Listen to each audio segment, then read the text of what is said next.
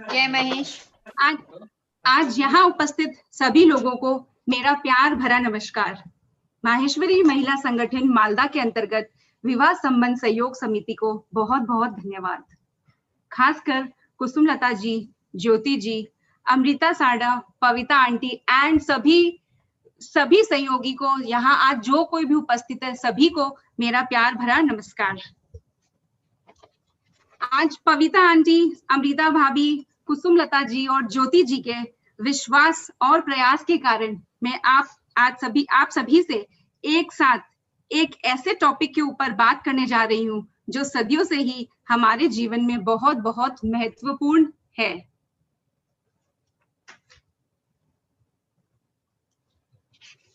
तो इसी के साथ एक छोटा सा इंट्रोडक्शन मैं अपने बारे में देते हुए इस प्रोग्राम को आगे बढ़ाती हूँ। हालांकि आपने सभी कुछ कह दिया है, फिर भी मेरी तरफ से एक छोटा सा इंट्रोडक्शन मेरे बारे में। तो चलिए मैं इंट्रोड्यूस करती हूँ अपने आप को। मैंने अपने करियर की जर्नी स्कूल टीचिंग से की थी और देखते ही देखते लोगों को समझने की चाह, रिश्तों को और भी अच्छे से समझने और निभाने की कला को सीखने के लिए मैंने रिलेशनशिप काउंसलिंग कोर्स भी किया। इसके अलावा मैंने international medical and dental hypnotherapy association से सर्टिफिकेशन भी हासिल की एवं डिफरेंट कोर्सेज एंड ट्रेनिंग के कारण काफी बातों की समझ मिली अलग अलग तरीके से। तो चलिए अब आगे बढ़ते हैं।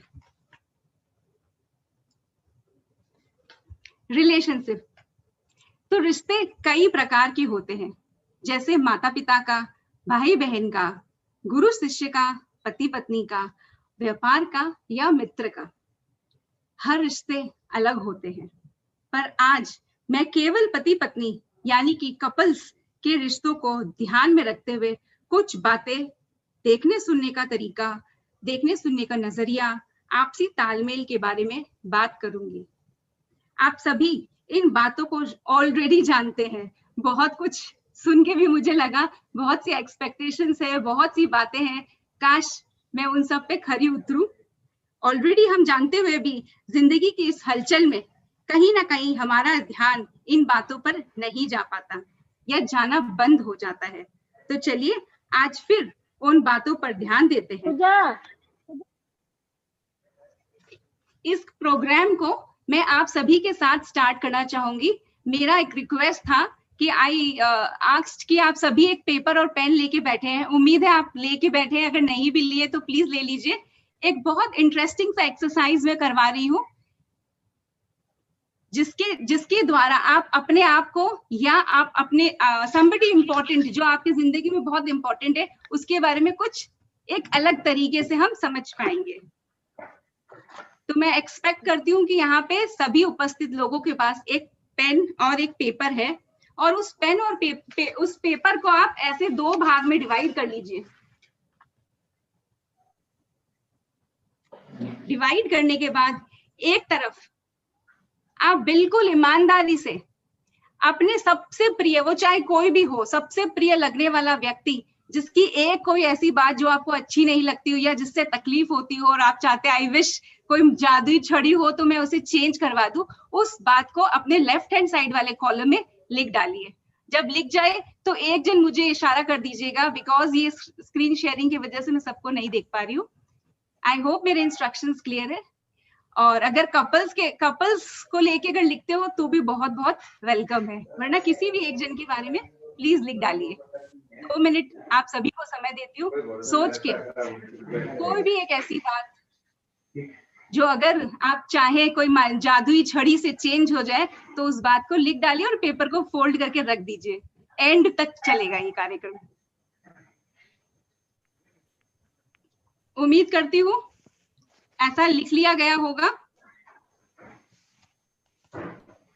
तो चलिए आगे बढ़ाते हैं इस प्रोग्राम को। तो सबसे पहले मैं कहना चाहूंगी इस प्रोग्राम, इस वेबिनार के द्वारा, इस प्रोग्राम के द्वारा मैं आपसे कुछ बातें शेयर करना चाहती हूँ। हम सभी जीवन में खुश रहने का अथक प्रयास करते हैं।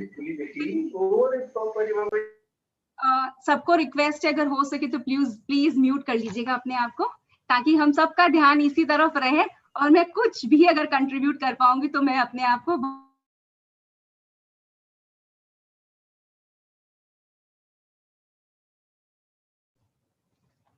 Thank you. तो एक बार फिर, हम सभी जीवन में खुश रहने का अथक प्रयास करते हैं, फिर क्यों नहीं रह पाते? हमें क्या रोकता है? हकीकत या वास्तविकता में कुछ अंतर रह जाता है। तो चलिए समझते हैं ये अंतर क्यों रह जाता है। क्या ये हमारे खुद की समझ, धारणा, सोच और कर्म होते हैं? आज के इस वेबिनार में मैं कोई भी रेडीमेड सॉल्यूशन या उपाय नहीं दे रही हूँ, क्योंकि मेरा मानना है कि हर किसी के जीवन की अलग धारणाएं होती है। पर ये पक्का विश्वास और वादा है आप सभी से कि अगर आप ध्यान से देखें आज के प्रोग्राम को, तो नया नजरिया, जीवन जीने का नया स्वाद पक्का मिलेगा। यही आपको स्वयं अनुभव हो जाएगा। आत्म एहसास का आनंद कुछ अलग ही होता है। जब खुद हम अपने आप को देखते हैं, अपने अंदर झांकते हैं, तो जान लेंगे स्वयं क्या एक दूसरे को उसी के रूप में, उसी के अनुसार, उसी के स्वभाव के अनुसार स्वीकार कर लेना या सम्मान देने से ही क्या जीवन खुशहाल हो सकता है? It is said, happiness is a state of mind. Let's create that state of mind. माना जाता है कि ये जो आनंद जो जिसे हम कहते हैं, ये हमारी मनोस्थिति होती है। तो चलिए आज उस मनोस्थिति को बनाने की प्रयत्न करते हैं। लेकिन एक रिमाइंडर, मैं आप सबको कहना चाहती हूँ कि आज का ये वेबिनार केवल और केवल एक अवेयरनेस, समझ या ज्ञान, आप जिस भाषा में ले लीजिए, एक अवेयरनेस क्रिएट करने के लिए हम सब यहाँ प्रयत्न कर रहे हैं। कहते हैं कि अगर किसी चीज को समझ ले या उसका कारण जान ले, तो उसे निभाना या नजरअंदाज करना या स्वीकार करना बिल्कुल आसान हो जाता है। फॉर एग्जाम्पल, मैं आप सबसे कहना चाहती हूँ कि जैसे जब मान लीजिए हम लोग को सर्दी होती है या जुकाम लग जाता है, तो हम क्या करते हैं? हम चेष्टा करते हैं ना कि इस चीज को खाए, इस चीज को नहीं खाए, ये करे, वो नहीं करे, किसको अवॉइड करे। बिल्कुल उसी तरह तो जिंदगी क्या होगी आपकी, बिल्कुल अच्छे से चलेगी। जो भी आपका तबियत या जो भी 19-21 है, उसको हम लोग ओवरकम कर सकते हैं। ठीक उसी तरीके से आज की इंफॉर्मेशन जो है आप अपने तक रखिए, अपने जीवन में पहले उतारिए। आपको जब इसका फायदा नजर आएगा तो अपने आप देखेंगे आपके आसपास वाले लोगों को भी फायदा मिलना स्टार्ट हो जाएगा। क्योंकि जो भी बदलाव या सुझाव हम ग्रहण करना चाहते हैं, सर्वप्रथम हमारे ही जिंदगी से स्टार्ट होती है। It's all about us, it's all about me. अगर मैं ही समझ लूं, मैं ही जान लूं, तो बहुत हद तक हमारी जिंदगी की प्रॉब्लम्स हम सेटल कर सकते हैं। ठीक है, तो ये केवल और केवल एक इंफॉर्मेटिव प्रोग्राम है, और अगर किसी को जाने अनजाने में कोई ठेस लग जाए तो मेरा बिलीव कीजिएगा, मेरा ऐसा कोई इंटेंशन नहीं रहता है। मैं खाली एक अवेयरनेस स्प्रेड करना चाहती हूँ, हम सभी के साथ रहे ये नॉलेज। तो चलिए इसी के साथ आगे बढ़ते हैं।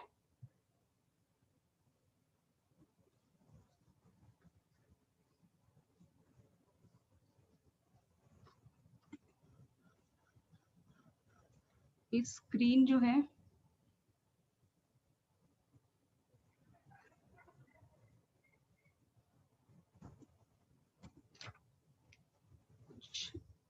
एक सेकेंड, थोड़ी टेक्निकल इश्यूज की वजह से आई एम रियली सॉरी।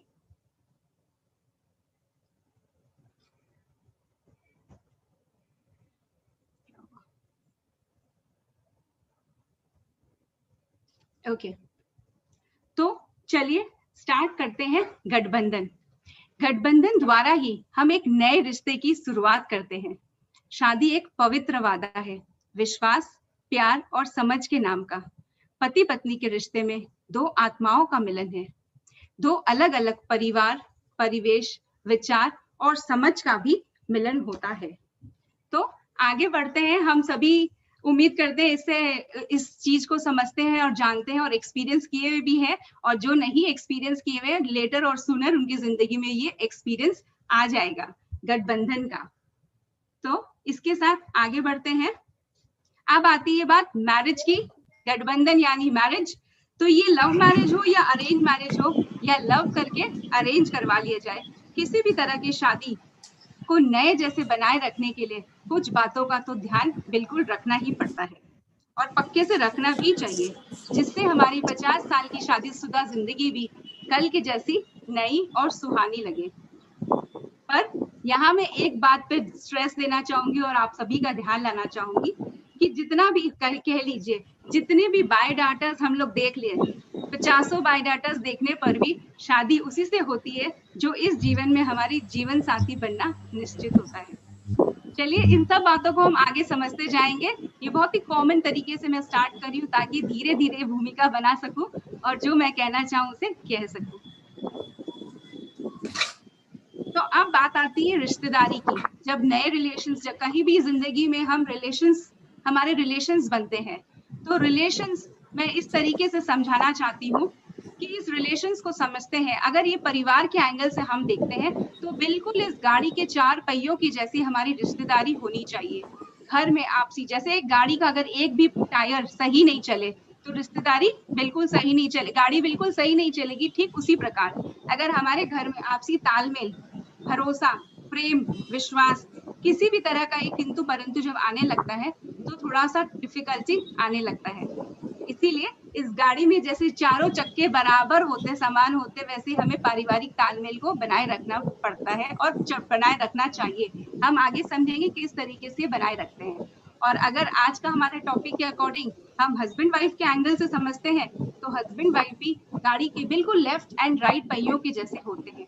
जैसे लेफ्ट एंड राइट पहिए बिल्कुल बराबर होते हैं, उसी प्रकार हस्बैंड वाइफ का रिलेशन या किसी भी कपल का रिलेशनशिप वैसा ही होना चाहिए, यानी कि समान तालमेल, विश्वास, प्रेम होने से ही ये जिंदगी रूपी सफर बिल्कुल आसानी से और बहुत सुंदरता से निपटा चला जाता है। लेकिन इन सब के लिए हमें कुछ बातों का ध्यान तो रखना ही चाहिए, जैसे कि तालमेल को बनाना सरल हो जाए और जिंदगी बहुत ही सुंदर हो जाए। कहीं भी तालमेल खराब होने से थोड़ा सा भी डिस्टर्ब होता है तो गाड़ी हमें जवाब दे देती है ना, ठीक उसी प्रकार हमारे रिश्ते भी हमें कई बार जवाब देने लगते हैं। बट इंसानों की खासियत है कि समय रहते ही अगर हम लोग चेत जाए और चेक कर ले तो सब कुछ ठीक होता चला जाता है। तो चलिए अब आगे बढ़ते हैं और मैं बताना चाहती हूँ कि किस तरह से ये जो रिश्ते जिनकी हमने कल्पना की थी, सबसे प्रिय और मधुर लगने वाले संबंध बहुत जल्दी ही कड़वे हो जाते हैं। तो ऐसा क्या है, वाई ये जो इतने मधुर संबंध होते हैं कड़वे क्यों लगने लग जाते हैं? मैं इनको 5 प्रमुख कारणों से आपको समझाना चाहती हूँ। सबसे पहला कारण मैं खाली रीड कर रही हूँ, फिर एक एक के बारे में समझाऊंगी। जैसे ही हम स्टार्ट कर देते हैं दूसरों को जज करना, एक्सपेक्ट करना, नॉट कम्युनिकेट करना, parental image and specially teaching during childhood, तो एक एक करके मैं इन बातों को समझाती चली जाती हूँ। जब मैं कहती हूँ जज करना स्टार्ट कर देना, तो बेसिकली क्या होता है, कोई भी नया दाम्पत्य जीवन या कोई भी नया रिलेशनशिप जब भी स्टार्ट होता है तो हमें एक दूसरे को समझने के लिए समय देना होता है। 2 लोग अलग अलग परिवेश से आए हुए होते हैं, लड़की एक अलग परिवार के अलग ख्यालों से, लड़का भी, और लड़के वाले भी और लड़की वाले भी, 2 परिवार का भी मिलन हो रहा है। तो अगर हम लोग वहां पे, परिवार की बहुत इंपॉर्टेंट भूमिका यहाँ होती है। बट कभी कभी जाने अनजाने में सिंस ऐसा ही चलता आया है और हम भी ऐसा ही देखते आए हैं, तो हम लोग ना आते ही इंसान को जज करना स्टार्ट कर देते हैं। कहीं ना कहीं हमारे अंदर ये रहता है कि बहू रातों रात ही बड़ी हो गई है, वो जो लड़की थी बड़ी हो गई है, सारी जिम्मेदारी बखूबी निभा लेगी और हमारे घर के अनुसार हो जाएगी। और लड़की वाले सोचते हैं कि जमाई नहीं, हीरा ही उनको मिला है। तो जब ये सोच के साथ हम लोगों को देखना स्टार्ट कर देते तो हम एक्चुअली क्या करते हैं, हम उनको जज करना स्टार्ट कर देते हैं। लगता है ना, क्योंकि देखिए जिंदगी में बहुत बदलाव आता है। ये शादीशुदा जिंदगी, शादी के बाद ही बहुत बड़ी रिस्पॉन्सिबिलिटीज आने लगती है और रिस्पॉन्सिबिलिटीज को हैंडल करने के लिए हमें समय देना पड़ता है, प्यार देना पड़ता है, जो कि आजकल की मदर इन लॉज एंड आजकल की बहू और जवाई एंड बेटे सबको आपस में तालमेल बनाने की पूरी कोशिश करते हैं, बट कहीं ना कहीं चूक रह जाती है। तो आज हम कोशिश करेंगे इस चूक को भी हम कैसे रिमूव कर सकते हैं। उसके अलावा हम एक्सपेक्ट करने लग जाते हैं कि वो हमारे हिसाब से, हमारे घर के हिसाब से बिहेव करे। जवाई से भी वैसी ही उम्मीद लगा बैठते हैं और बहू से भी। बट प्लीज एक नई जिंदगी को स्टार्ट होने के लिए, आपसी तालमेल बनाए रखने के लिए, एक दूसरे को समझने के लिए उन्हें भी बहुत ज्यादा समय एक साथ बिताना पड़ता है।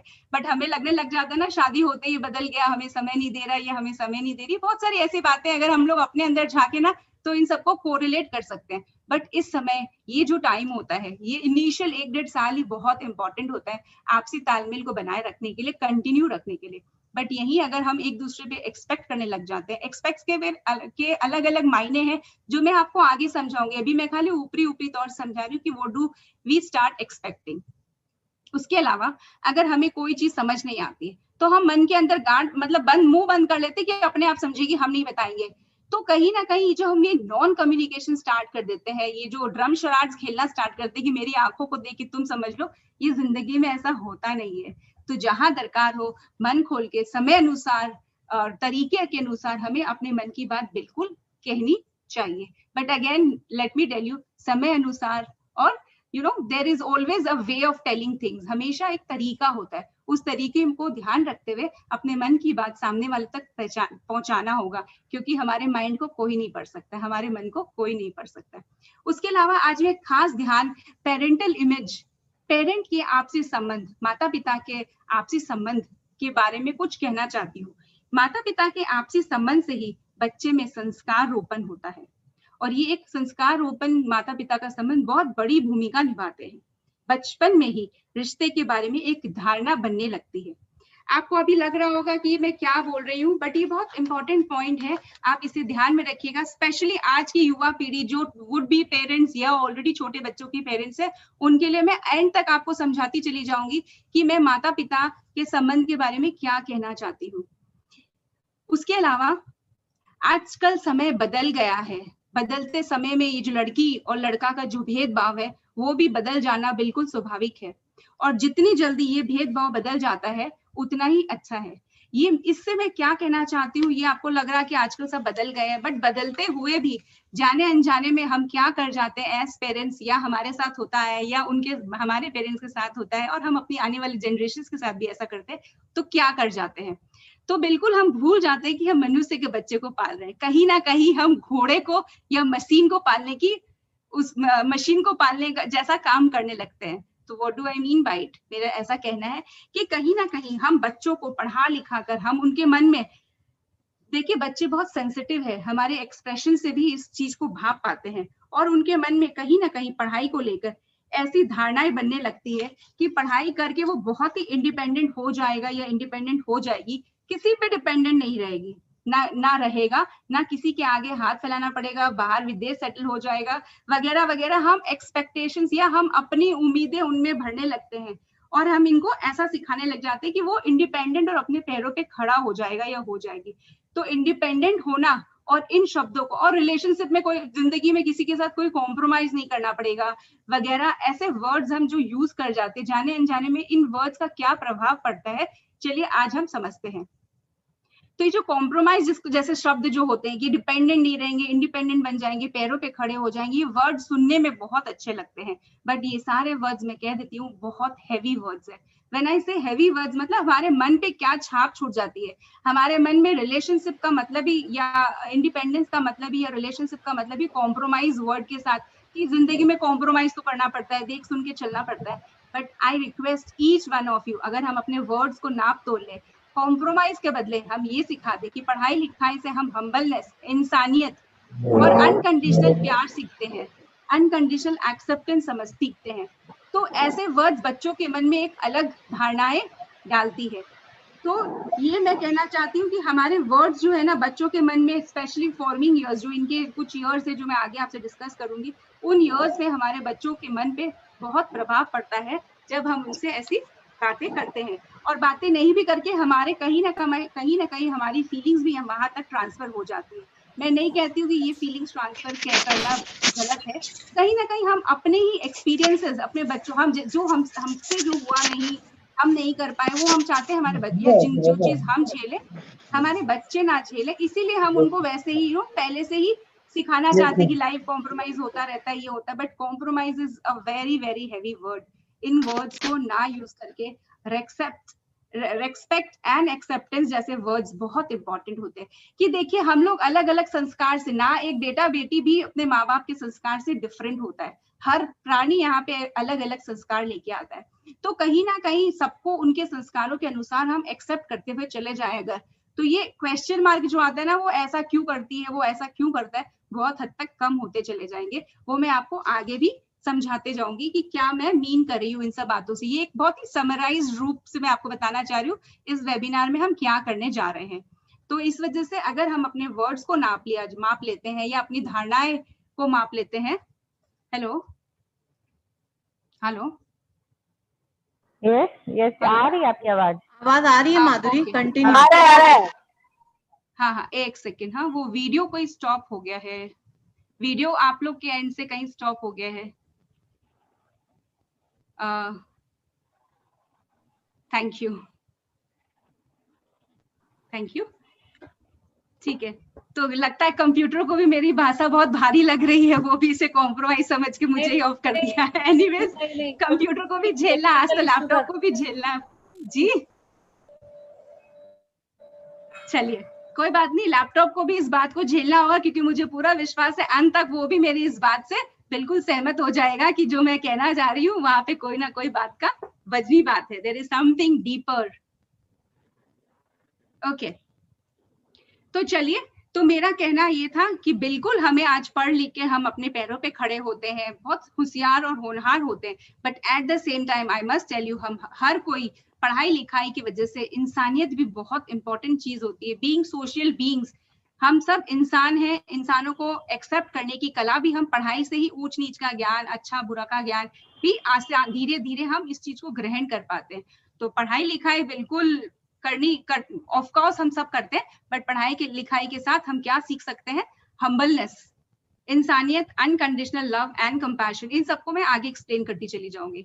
उसके अलावा हमारे वर्ड्स की वजह से कि तुम इंडिपेंडेंट हो जाओगे या कहीं फॉरेन सेटल हो जाओगे, ये सब की वजह से बच्चे में कहीं ना कहीं बहुत ईगो बहुत ही छोटे एज से भरने लग जाता है। वो बच्चे शायद रियलाइज भी नहीं करते, लेकिन ये ईगो उनके अंदर स्टार्ट हो जाता है बिल्ड होना। तो इस ईगो और अहंकार को रिप्लेस करना चाहिए हमको, ये फॉरेन और ये सब नहीं, रादर उनको हॉबीज कि ऐसा कुछ करे। हॉबीज बहुत इंपॉर्टेंट है, बिकॉज कहीं ना कहीं बच्चा समझ लेता है बस पढ़ाई लिखाई ही इज एवरीथिंग, बट ये एवरीथिंग नहीं होता, ये एक स्टेज तक बहुत इंपॉर्टेंट होता है, लेकिन जिंदगी भर हमारे साथ हमारी हॉबीज भी बहुत काम आती है। ये हॉबीज हमारे जिंदगी में कहाँ काम आती है वो आगे बिल्कुल आप समझ पाएंगे कि किस तरह अगर हमारे पास कोई और ऑल्टरनेटिव भी होता है ना, तो हम कहीं ना कहीं अपने ईगो को समेट पाते हैं और अलग तरीके से भी अपना मन बहला लेते हैं। वरना कहीं ना कहीं ज्यादा पढ़ लिखने की वजह से हम अपने आप को प्रूव करने लग जाते हैं, क्योंकि कहीं ना कहीं हमें ऐसा लगता है कि मैं सब कुछ कर सकता हूँ या कर सकती हूँ, मैं बहुत केपेबल हूँ। उस चीज को प्रूव करने के चक्कर में हम बिल्कुल इंसानियत भूलते हुए चले जाते हैं। तो इसीलिए हॉबीज का होना बहुत इंपॉर्टेंट है। और आजकल कहीं ना कहीं टॉलरेंस बिल्कुल खत्म हो गया है। क्यों खत्म हो गया है? बिकॉज एक या दो बच्चे होते हैं या हमारे को अटेंशन सीख करने के लिए हमको जो चीज मिलती नहीं चाहिए होती हम फेंक देते हैं। ये टॉलरेंस की भी बहुत बड़ी प्रॉब्लम इस जनरेशन में, स्पेशली इस आने वाली ये चलती हुई जनरेशन में बहुत ज्यादा है। तो ये टॉलरेंस होना बहुत इंपॉर्टेंट है, क्योंकि याद रखिए कोई भी संबंध एक बार जो जुड़ता है, जनरली पेशेंस इज द की। हम पेशेंस रख के ही, टॉलरेंस रख के ही उस संबंध को बिल्कुल खिला सकते हैं, गुलाब के जैसे। और ये कपड़े के जैसे या टॉयज के जैसे नहीं कि आज पसंद आया और कल पसंद नहीं आया बोल के मैं चेंज कर लूं। तो कहीं ना कहीं हमारा ये टॉलरेंस लेवल बहुत हद तक खत्म हो गया है, और वो इस वजह से कि हम सोचते ठीक है कुछ भी देके अगर हम उसको शांत कर दे। तो ये टॉलरेंस की बात भी बहुत इंपॉर्टेंट है। इसके अलावा एक चीज का जिंदगी में भूमिका बंध जानी चाहिए कि यहाँ धरती पर हम कोई भी अकेले रहने नहीं आए हैं। अगर हम इस तरह ईगो से भर जाते हैं कि नहीं मैं बहुत डिपेंडेंट हूँ, मैं सब कुछ अपने आप कर सकती हूँ, तो ये याद रखना होगा कि जीवन में अकेला जीना क्या कोई भी मोटिव नहीं रखता है। तो जीवन में जीने के लिए हमें हमेशा सोशल ह्यूमन बींग्स, हम ह्यूमन बींग्स है, सोसाइटी का बहुत बड़ा रोल होता है। तो अब आगे समझते हैं कि ये जितने भी कॉन्फ्लिक्ट्स, ये जो भी चीज है जिनका रोपण हमारे अंदर बचपन से ही हो गया है, ये कहाँ से आता है? सारे कॉन्फ्लिक्ट जो है, डिफरेंसेस इन पर्सनालिटी। आज मैं आपको एक बहुत इंपॉर्टेंट चीज समझाना चाहूंगी जिसे हम कहते हैं पर्सनालिटी या बिहेवियर। और ये जो कंपटीशन की भावना हमारे अंदर जो घर कर गई है, इस कंपटीशन की वजह से भी हमारा जिंदगी किस तरह से कैसे बर्बाद होती चली जा रही है, अब हम आपको इसके बारे में भी आगे बताते हैं। तो चलिए देखते हैं किस तरह हमारे एक्सपेक्टेशंस, हमारे अटैचमेंट्स, हमारी जजमेंट्स, हमारे जिंदगी में इनका क्या असर रह जाता है, और सबसे बड़ा असर हमारे रिलेशनशिप्स पे आता है। तो आगे बढ़ते हैं।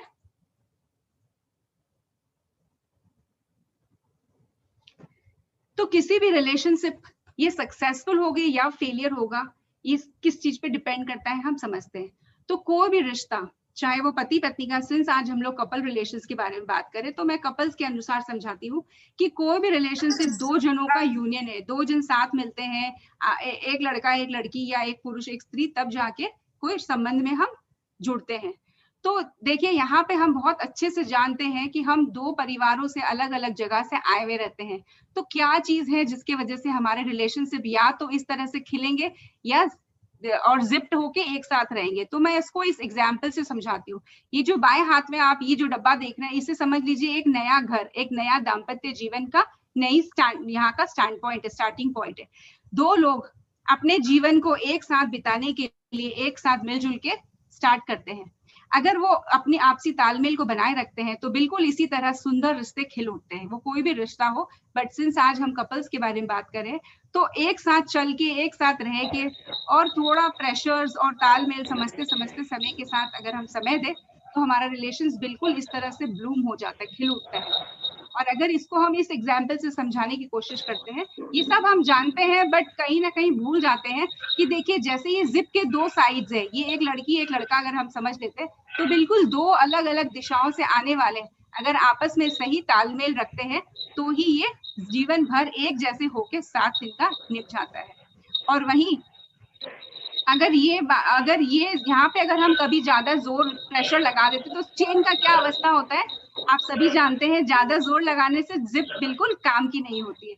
तो क्या आप ये जीवन जो एक बैग के समान है, जिस बैग की जिप टूट गई है बिल्कुल जोर से प्रेशर लगाने की वजह से, आपसी तालमेल प्रेम का डिसबैलेंस होने की वजह से, वो बैग हमारे जिंदगी में कोई काम का नहीं रहता है। उसी प्रकार हमारे अननेसेसरी एक्सपेक्टेशंस, अननेसेसरी प्रेशर हमारी जिंदगी को ऐसे दो अलग अलग रास्तों में फिर से आके लाके खड़ी कर सकती है। बट अगर हम थोड़ा समय दें, थोड़ा पेशेंस रखें, patience is the key to any relationship and every relationship, तो जिंदगी बहुत डिफरेंट हो जाएगी। हर रिलेशनशिप के अलग ही सुंदरता से खिल जाएंगे। तो चलिए आज हम रिलेशनशिप को एक नए तरीके से समझते हैं, बिल्कुल नए एंगल से, कि किस तरह से हमारा रिलेशनशिप मैटर करता है और कहाँ से हमारे रिलेशनशिप की धारणाएं आती है। तो चलिए, जो मैंने आपसे बात कही थी बेसिक ट्रेड्स एंड पर्सनालिटी, तो ये देख के आप सोच रहे होंगे ये क्या है, तो मैं बता देती हूँ। बेसिक ट्रेड्स मतलब होती है हमारी बेसिक पर्सनालिटी, कि क्या चीज देख के हम बड़े होते हैं, क्या किस तरीके से हमारी सोचने और समझने की क्षमताएं बैठती है, किस तरीके से हम दुनियादारी सीखते हैं। ये बहुत इंपॉर्टेंट बात है जो आप आज से पहले मुझे नहीं पता कि आपको ये बात पता था कि नहीं, बट मैं बता देती हूँ। ये एक यूनिवर्सल रूल है हमारे जिंदगी में। हमारी पर्सनालिटी, दुनिया को देखने का तरीका, दुनियादारी हमारे 7 साल से 14 साल की आयु में फ्रेम होती है, चाहे वो लड़का हो या लड़की, सबके लिए यही यूनिवर्सल रूल है। और किस पे डिपेंड होता है? ये डिपेंड होता है घर के मेल मेंबर को देख के। घर में जो सबसे बड़ा जो पुरुष है उसको देख के बच्चा समझता है कि किस तरीके से दुनियादारी निभाई जाती है। तो यहाँ आता है मेल मेंबर का बहुत बड़ा रोल। ये एक बहुत बड़ी रिसर्च है जिसको मैं आपके साथ शेयर कर रही हूँ कि किस तरीके से मान लीजिए जो बच्चा, माँ आज दिन भर उसके बच्चे के देख रेख में रहती है, प्यार करना, उसके ही पूरे साइड उस टाइम उसके साथ बिताती है। बट जैसे ही शाम को पापा आ जाते हैं तो बच्चा क्या देखता है कि मुझे छोड़कर, मैं जो इतना, मेरी माँ जो दिन भर मुझे इतना टाइम दे रही थी, तो इस इंसान के आते ही, मेरे फादर के आते, क्यों मेरी माँ का टेंशन मेरे पिताजी पे चला जाता है, या जो भी मेल मेंबर है, मैं सिंस आजकल न्यूक्लियर फैमिलीज है इसलिए उनके बारे में बता रही हूँ, तो क्यों उन पे चला जाता है। तो बच्चा ये ऑब्जर्व करता है कि मेरा फादर किस तरीके से बिहेव करता है, मेरे घर में जो भी मेल पुरुष जो भी है वो किस तरीके से बिहेव करते हैं, वहां से आती है ये दुनियादारी की समझ। ये बहुत इंपॉर्टेंट बात है। अगर आप अपने जीवन में कुछ साल पीछे, जितने साल पीछे अगर इस तरीके की उम्र पे जाएं और सोचे विचारे तो ये आपको बिल्कुल समझ में आएगा कि किस तरीके से हमारी माँ जो हमारा को ध्यान देते देते अचानक पिताजी के आने से उनके तरफ ध्यान चला जाता है। तो ऐसा क्या खास बात है मेरे पिताजी में जो मेरी माँ का ध्यान ले लेते हैं। और ये फादर का एग्जाम्पल घर में पहले के जमाने में तो दादाजी मतलब परदादा, दादा, चाचा, फूफा, ताऊ जो भी साथ रहते थे उनसे भी कुछ कुछ कला सीख लेते थे, कुछ कुछ ट्रेड्स वहां से भी आ जाते थे। बट आजकल न्यूक्लियर फैमिली है, इसलिए जो भी फादर्स हैं या वुड बी फादर्स है, प्लीज नोटिस कर लीजिए कि आपका एक एक चीज आपका बच्चा नोटिस कर रहा है। जीवन के 7 साल पहले 0 to 7 ईयर्स माँ को नोटिस किया जाता है, 7 to 14 ईयर्स जो दुनियादारी सीखने का समय होता है वो केवल और केवल मेल मेंबर से सीखा जाता है। And it is a universal truth. ऐसा नहीं है कई के मन में आ रहा होगा लड़की माँ को देखती, तो नहीं, ये 7 से 14 ईयर्स लड़की हो या लड़का फादर को ही देखता है, बिकॉज यहीं से दुनियादारी आती है। उनके नजर में फादर ही है जो दुनिया को चलाते हैं। चलिए, फादर एक बहुत पावरफुल सन के जैसा फिगर माना जाता है, ऑल पावरफुल, इसीलिए फादर पे ये आता है। आगे बढ़ते हैं। आई होप ये क्लियर है कि आप सभी अपने अपने मेल मेंबर्स का रोल एक बार याद कर लीजिएगा वेबिनार के बाद। चलिए, अब जो मैं बात कर रही थी पेरेंटल रोल, क्यों पेरेंटल इमेज बहुत इंपॉर्टेंट है। तो मेरे लेफ्ट हैंड साइड में आप देख सकते हैं कि मान लीजिए ऐसा कोई फैमिली है जहां पुरुषों को, मैं ब्लेम नहीं कर रही हूँ, ये प्रथाएं चली आ रही है, ठीक है, जो जितना जोर से बोल सकता है, जितनी गले की आवाज से बात सुनवा सकता है, समहाउ ऐसा थिंकिंग रहा है। तो वो मेल्स अगर ऐसा करते हैं तो ये बच्चे भी ऐसा ही सीखते हैं कि जहां बात नहीं मान रही है या कुछ गुस्सा आ रहा है तो जितना जोर से बोल सकते हैं तो ये ऐसे बोलते हैं। तो समहाउ ये पेरेंट्स के father, man of the family पर बहुत हद तक निर्भर करता है। और वहीं उस तरफ नीचे आप देख सकते हैं कि एक कपल बैठा है, उनके पास देखिए अगर आपस में मनमुटाव होता है तो ये छोटे बच्चे, इनको देख के ये बच्चे भी डिवाइड हो जाते हैं, एक बाप का होके और एक माँ का होके रह जाता है।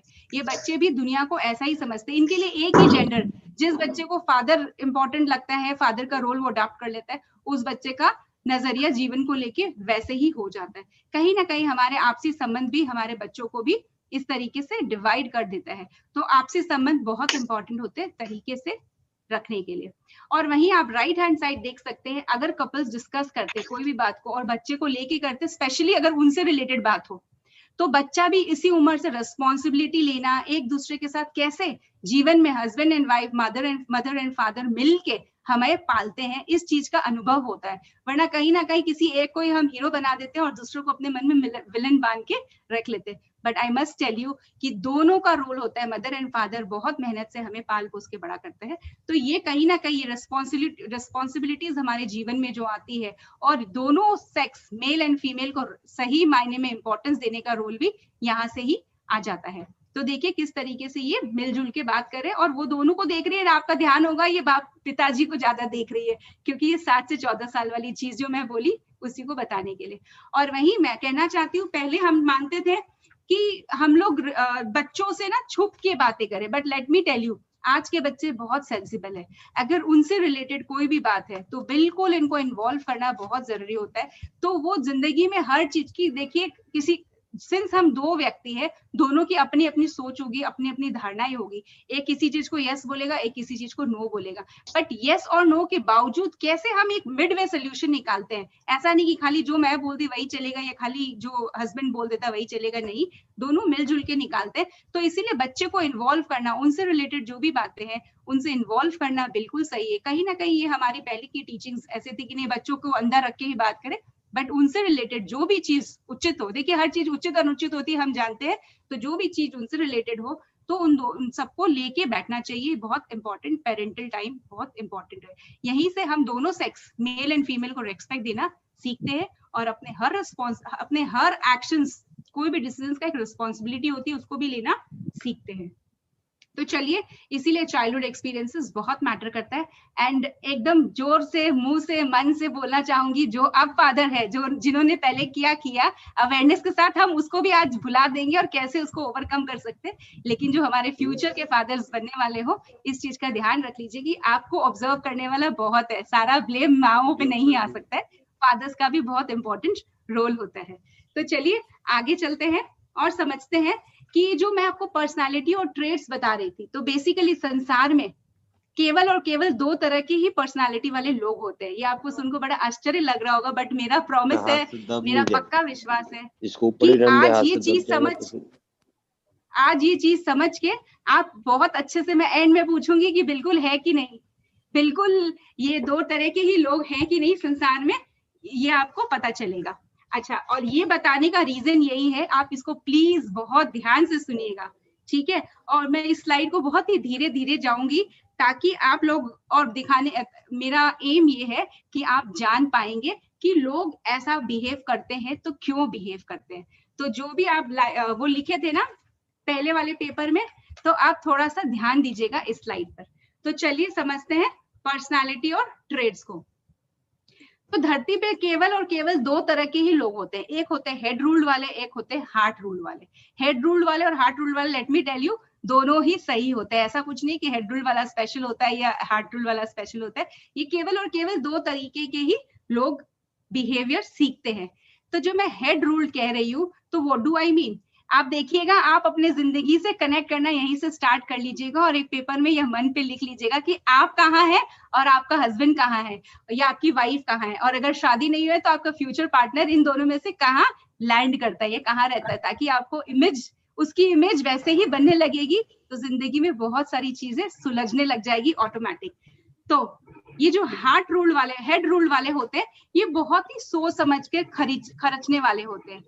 इनको कोई भी चीज खरीदने से पहले 10 जगह पूछना, 10 जगह पूछताछ करते हैं और उसके बाद खरीदते हैं। तो ऐसा नहीं कि खरीदना नहीं चाहते, इनकी ये कैरेक्टरिस्टिक्स है, इनकी पर्सनालिटी है कि किसी भी चीज को हेड रूल वाले 10 बार सोच के खरीदते हैं। और वही हमारे हार्ट रूल वाले जो होते हैं, वो पहले खरीदते हैं और उसके बाद सोचते हैं कि इसकी दरकार भी थी, मैं इसका यूज भी करूंगी, कहाँ करूंगी, क्या नहीं करूंगी। But let me tell you, each time एक reminder, head and heart rule कोई भी खराब नहीं होता, बिल्कुल बराबर चलता है। चलिए अब समझाते हैं। ये हार्ट रूल वाले पहले खरीद लेते हैं, फिर सोचते हैं कि इसको कैसे यूज करना है। उसके बाद जब हम हेड रूल वाले, देखिए आप अपने आप को देखते चले जाइएगा, एंड में आपको बहुत सारे जवाब मिलते जाएंगे। ये हेड रूल वाले ना एक्चुअली इतना सोचने का रीजन होता है, इनको वैल्यू फॉर मनी है। इनकी जिंदगी में ये जो भी मनी कमाते हैं, ये मानते हैं कि बहुत हार्ड मनी है, बहुत ही मेहनत करके कमाते हैं, तो मैं क्यों ना 10 बार सोचूं। तो ये इनका मानना है। तो किसी की मानना और धारणा अपनी हो सकती है, ठीक है। और वही हमारे जो हार्ट रूल वाले होते हैं, ये अपने इमोशंस, अपनी फीलिंग्स पर जाते हैं। मुझे अच्छा लगा, मैंने खरीद दिया, बाद में सोचेंगे इसको हमको क्या करना है। तो इनके लिए ये इमोशन से चलते हैं और इनके लिए वैल्यू फॉर मनी बहुत इंपॉर्टेंट होती है। इनके अपने प्रिंसिपल्स होते हैं, इनके अपने प्रिंसिपल्स। तो हार्ट रूल वाले के प्रिंसिपल्स होते हैं इमोशंस पे ये चलते हैं। आगे समझते हैं हेड रूल वाले। मैं उम्मीद कर रही हूँ कि आप अपने आप को कनेक्ट करते जाएंगे, चलते जाइएगा आगे आगे, आप और देखते चले जाएंगे अपने आप को और अपने पार्टनर को। ये जो हेड रूल वाले होते हैं ना, ये बहुत शो ऑफ नहीं कर सकते। देखिए ये लोग पार्टी में जाते हैं ना, बहुत ही धुपके हुए, अलग से अपने आप में बहुत ही कॉन्शियस, उस तरीके से अपने बॉडी इमेज को लेके भी बहुत कॉन्शियस होते हैं। हाँ, बहुत देख सुन के पहनते हैं, ठीक है, इस तरीके के लोग होते हैं। एनीथिंग एवरीथिंग इज राइट, ये इनके धारणा है। और यहाँ हमारी जो हार्ट रूल वाली होती है, ये बिल्कुल इस चीज में, ये इनको लगता है ये अच्छी, बिकॉज ये इमोशंस पे जाती है, ठीक है। दुनिया गई भाड़ में, मुझे अच्छा लगा, मैं करती चली जा रही हूँ। They love to wear. इनके लिए मतलब शॉपिंग तो इनका जिंदगी का नेक्स्ट, फूड फॉर लाइफ जैसे होता है, तो शॉपिंग इनके लिए उतनी इंपॉर्टेंट होती है। सोसाइटी उनके लिए उतनी इंपॉर्टेंट होती है। एंड इनको अपने शरीर से बहुत प्रेम होता है। ये बिल्कुल पीछे नहीं रहते, मतलब शरीर दिखाने का मतलब, दे लाइक देमसेल्फ। कोई अगर बोलता है मोटा है या पतला है, हार्डली मैटर्स, तुम जानो तुम्हारा काम, मैं जानती हूँ, आई लव माई सेल्फ। सो ये इमोशंस पे जाते हैं। बट इनको दुख भी बहुत जल्दी हो जाता है, जो हेड रूल वालों को कम होता है। तो आगे समझते हैं ये जो हेड रूल वाले हैं। मैं उम्मीद कर रही हूँ आप सब एंजॉय कर रहे हैं, बिकॉज एक नए नजरिए से मैं आप सबको बताना चाहती हूँ किस तरीके से कोई भी इंसान बिहेव करता है, तो क्यों बिहेव करता है। बाकी सिंस मैं आप सबसे बात नहीं कर पा रही हूँ, तो लेट मी फिनिश, फिर हम सभी बात करेंगे। Thank you Jyoti ji for letting me know, thank you so much. तो ये जो ये हमारे हेड रूल वाले होते हैं ना, ये देखिए बड़ा गिफ्ट बिल्कुल आराम से दे देंगे। आप इनसे 5 लाख का गले का हार मंगवाइए, सेकंड थॉट में दूसरे दिन ही जाके दिला देंगे, बिकॉज इनके लिए पैसा, वो 5 लाख वैल्यूबल है। एक गुलाब ला के अगर आप एक्सपेक्ट करेंगे कि हर दिन वो आपको गुलाब लाए, आई लव यू कहे, तो ये इनके बस की बात नहीं होती। आप इनको ये कहेंगे भैया तुमको जो लेना है चल मैं दिला देता हूँ, but it has to have value for money, at least आप उसको यूज करेंगे। और वही हमारे जो हार्ट रूल वाले होते हैं, ये बिलीव करते हैं कि नहीं, आप हार दिलाओ चाहे नहीं दिलाओ, अगर 2-4 दिन में आई लव यू कह देते हो या गुलाब ला देते हो तो मेरी जिंदगी तो उसी से बन जाती। तब मुझे रियलाइज होता है कि आप मुझसे अभी भी इतना ही प्रेम करते हो। तो देखिए आप बताइए, head rule and heart rule में इंसान दो ही तरीके का हो रहा है कि नहीं हो रहा है। तो राइट एंड रॉन्ग कुछ भी नहीं है, खाली अपना अपना नजरिया है। ये जो हमारे हार्ट हेड रूल वाले होते हैं बहुत ही इंट्रोवर्ट होते हैं, नाप तोल के बोलने वाले, कम बोलने वाले, ये ना बहुत बुलबुले चुलबुले टाइप्स नहीं होते कि जहां जाएं बहुत ही सबसे मिल जाते हैं, नहीं, इनको 4 बार अप्रोच करें उसके बाद ही मिल जाते हैं, लेकिन इतनी जल्दी मिल नहीं पाते, बहुत ही कॉन्शियस होते हैं। ठीक है, वही हमारे जो हार्ट रूल वाले होते हैं इतने एक्सट्रोवर्ट्स होते हैं, मतलब इनको तो किसी भी पार्टी में ले जाइए, पार्टी में 4 चांद दिए जरूर लगा देते, एटलीस्ट अपने आप के थ्रू ये पार्टी में एक नया रस भर देते हैं। ये बहुत ही चुलबुले और बुलबुले होते हैं, बोलना और लोगों से मिलना तो इनका जैसे सेकंड नेचर होता है। उसके अलावा जैसे मैंने आपको कहा, ये हेड रूल वाले बहुत ही चूजी होते हैं। हाँ, ये लाइमलाइट में जल्दी से नहीं आना चाहते। आप बहुत बार देखेंगे कि एक पार्टी में एक आदमी अकेला बैठा हुआ है, हाँ, टेबल पे, या एक औरत अकेली बैठी हुई है, तो आप देखते ही अब आप जरूर समझ जाएंगे बेसिकली ये पर्सन बहुत ही अंदर है। तो इनको अगर इन्वॉल्व करना है तो इनको थोड़ा सा पहले बातों में उलझाना होगा, तभी जाके ये शायद आपकी तरफ या किसी की तरफ ध्यान देते हैं। और वहीं अगर किसी को आप देखते हैं, अरे यार इसकी तो पार्टी में बिल्कुल ही अलग है, इनके आते ही तो जैसे लगता है पार्टी में 4 चांद लग गई, वो उससे गले मिली, इससे गले मिली, हाय हेलो नमस्ते, क्योंकि ये दिखावाबाजी नहीं, ये इनका नेचर है, ये बहुत सोसाइटी में घुल मिल के रहना इनकी कला है, दे love this way. So it is just इनका दोनों तरह के लोग होते हैं और इनके आपसी तरीके से ये इस तरीके से जिंदगी को निभाते हैं और आगे बढ़ते चले जाते हैं। बट यहाँ एक बहुत इंपॉर्टेंट बात मैं आपको बताना चाहूंगी, आई होप ये head rule and heart rule से आप अपने आप को और अपने पार्टनर को इमेजिन कर लीजिए, तो कल से जब अगर वो कुछ करे तो एक बार आपके दिमाग की बत्ती जरूर जला लीजिएगा कि वो क्यों ऐसा कर रहे हैं। तो कहीं ना कहीं आपके दुखते हुए उसको मलहम लगाने का आज रास्ता 1 नंबर 1 तो मिल ही गए हैं। ठीक है, तो अगर वो 5 लाख का हार दिलाने में इंटरेस्टेड है तो आप वो गुलाब फिर भी पूछते रहिएगा, बोलते रहिएगा, बिकॉज हम तो डिफरेंट है, हम यूनिक है, हम अपने तरीके से, वो अपने तरीके से रहेंगे। बट इसके अलावा एक बहुत इंपॉर्टेंट बात है कि ये जो हेड रूल वाले या हार्ट रूल वाले, ये हमारा जो कैरेक्टरिस्टिक्स होता है समय के अनुसार हमको कभी कभी चेंज करना पड़ता है। जैसे इससे मैं क्या बोलना चाहती हूँ कि मान लीजिए एक पर्सन जो बहुत ही कम बोलता है, ठीक है, और वो एक ऐसे जॉब में है जहां वो एचआर डिपार्टमेंट में है या पीआर, जहां लोगों से बातचीत करना, ही हाँ करना, ऑलवेज एक स्माइल के साथ, जो इनको बहुत डिफिकल्ट लगता है ये करते हैं, तो काम के वजह से ये ऑफिस में बिल्कुल ऐसे बिहेव करते हैं, पर घर आते ही वो अपने ओरिजिनल रूप में आ जाते हैं। तो अपने को लगता है यार ऑफिस में तो आपका अलग रूप होता है, घर में अलग रूप होता है, तो ये बेसिकली इसीलिए होता है क्योंकि वहां उनको मजबूरी, रोटी कपड़ा मकान का वो रीजंस भी हो सकते हैं, बड़े हर इंसान इंटेलिजेंट होता है तो सिचुएशन के हिसाब से अपने कैरेक्टरिस्टिक्स को चेंज भी कर लेता है। और अगर हम एक लड़की के एंगल से बोले तो आप देख सकते हैं, हो सकता है वो एक ऑफिस में ऐसे डिपार्टमेंट में हो जहां बहुत बोलना हो, बट ये हेड रूल वाले इतना बोल नहीं पाते, तो अचानक में घर में आके वो अपने कमरे में घुस जाते हैं और हम सोचते भाई किस चीज के लिए नाराज है, किस चीज के लिए गुस्सा है। वो नाराज नहीं है, वो दिन भर ऑफिस में बोल बोल के थक चुकी है, अब वो घर में अपने जैसा रहना चाहती है, जग दिखावा में नहीं रहना चाहती, वो लड़की हो या लड़का, दोनों के लिए यूनिवर्सल रूल है। और इसी चीज को अगर हम हार्ट रूल से समझे, तब ऑफिस में बॉस के सामने चुपचाप रहना पड़ता है, मशीन के जैसे काम करना पड़ता है, और कहाँ इनको मशीन बनना पसंद है, ये तो सोसाइटी में घूमना फिरना, ब्रेक मिलता है तो ये इस टेबल से उस टेबल, अपना टिफिन उसका टिफिन खाते चले जाते हैं। बट अब ऑफिस है तो इनको घर आके फिर उनको अपना रवैया में वापस आना पड़ता है। ठीक है, तो इस तरीके से हमारे जिंदगी में हम चेंज होते रहते हैं सिचुएशंस के अकॉर्डिंग। तो आई एम एक्सपेक्टिंग आप अपने आप को और अपने पार्टनर को बिल्कुल देख कर इमेजिन कर लीजिए और गुस्सा और या नाराजगी को कम कर सकते हैं।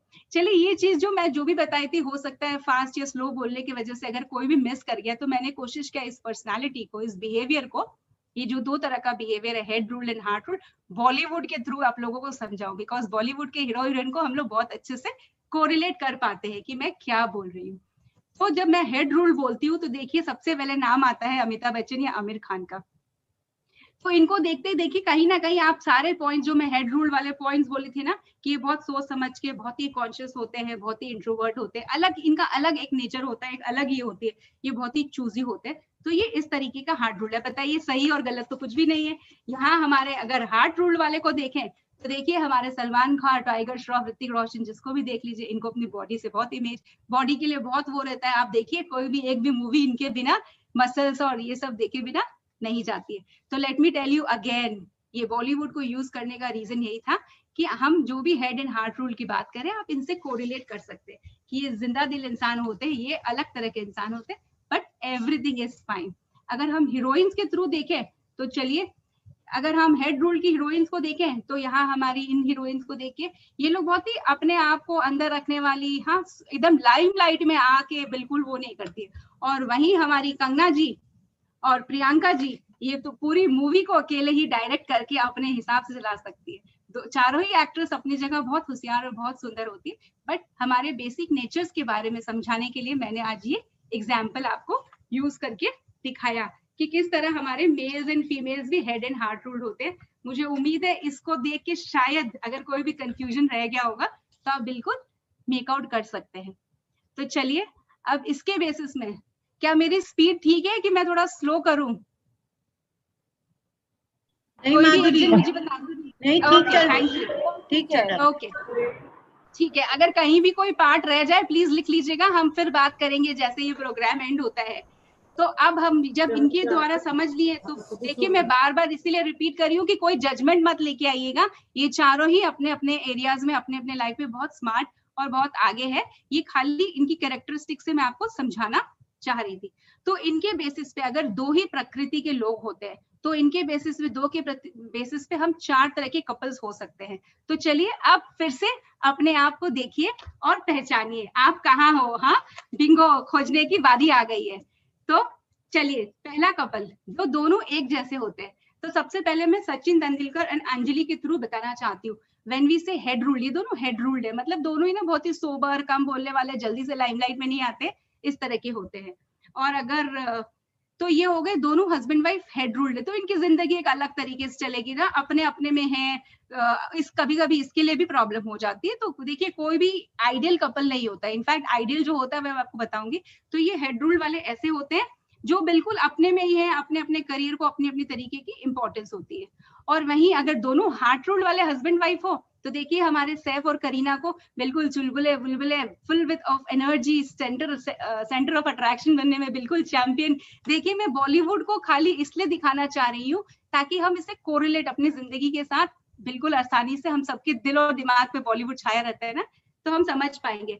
तो ये दोनों हार्ट रूल वाले हैं, जिंदगी को एकदम लाइफ हैपनिंग बना के चलते हैं।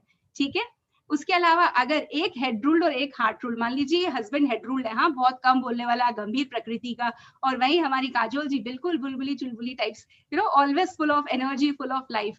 और उसके अलावा अगर हम चौथा कपल्स देख लें तो हमारी जो मैडम है, ये दीपिका जी, ये देखिए बिल्कुल सेंटर ऑफ अट्रैक्शन बन सकती है। हाँ, और इनके हस्बैंड ऑलवेज जोवियल। इनकी पर्सनल लाइफ की इक्वेशंस को मैं समझाना चाह रही हूँ। ठीक है, जैसे मैंने कहा ना, सिचुएशंस इनके करियर की वजह से ये चेंज हो सकते हैं, करियर में परफॉर्मेंस डिफरेंट हो सकता है, बट पर्सनल लाइफ में ये इसी तरीके से होंगे। अगर आप पर्सनल लाइफ इनके ट्वीट या अगर कुछ पढ़ते हैं तो आप इसको कोरिलेट कर पाएंगे कि इस तरह के हम कपल्स बनते हैं, बिकॉज दो ही तरह के लोग होते हैं। एंड जानते हैं सबसे इंपॉर्टेंट बात क्या है कि अगर हम जनरली अपने ऑपोजिट को ही अट्रैक्ट करते हैं, अगर मैं बहुत हेड रूल वाली हूँ, बहुत गंभीर हूँ, तो मुझे ना पार्टी में या कहीं पे भी ना, वो जो जिससे मेरी शादी होगी वो मुझे कैसे अट्रैक्टिव लगेगा, वाओ, इसकी आती तो पार्टी में कितनी इंपॉर्टेंट है, इस तरीके से हम सोचने लग जाते हैं। और वहीं अगर मैं हार्ट रूल वाली होंगी तो मुझे लगेगा अरे ये लड़का कितना स्मार्ट है, कितना सोबर है, कितना कम बोलता है, तो ऑपोजिट अट्रैक्ट करते हैं। ठीक है, तो ये जो ऑपोजिट का रूल है ये ऐसे ही चला आता है,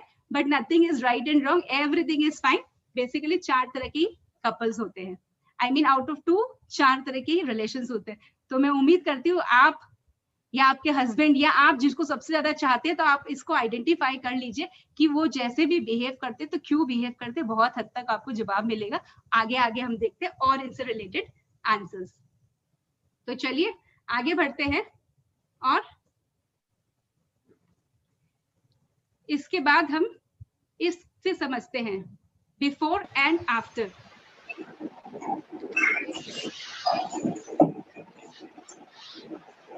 एक सेकेंड, हो सकता है कुछ स्लाइड थोड़ी आगे पीछे हो गई है कोई कारण से, बट वील मैनेज।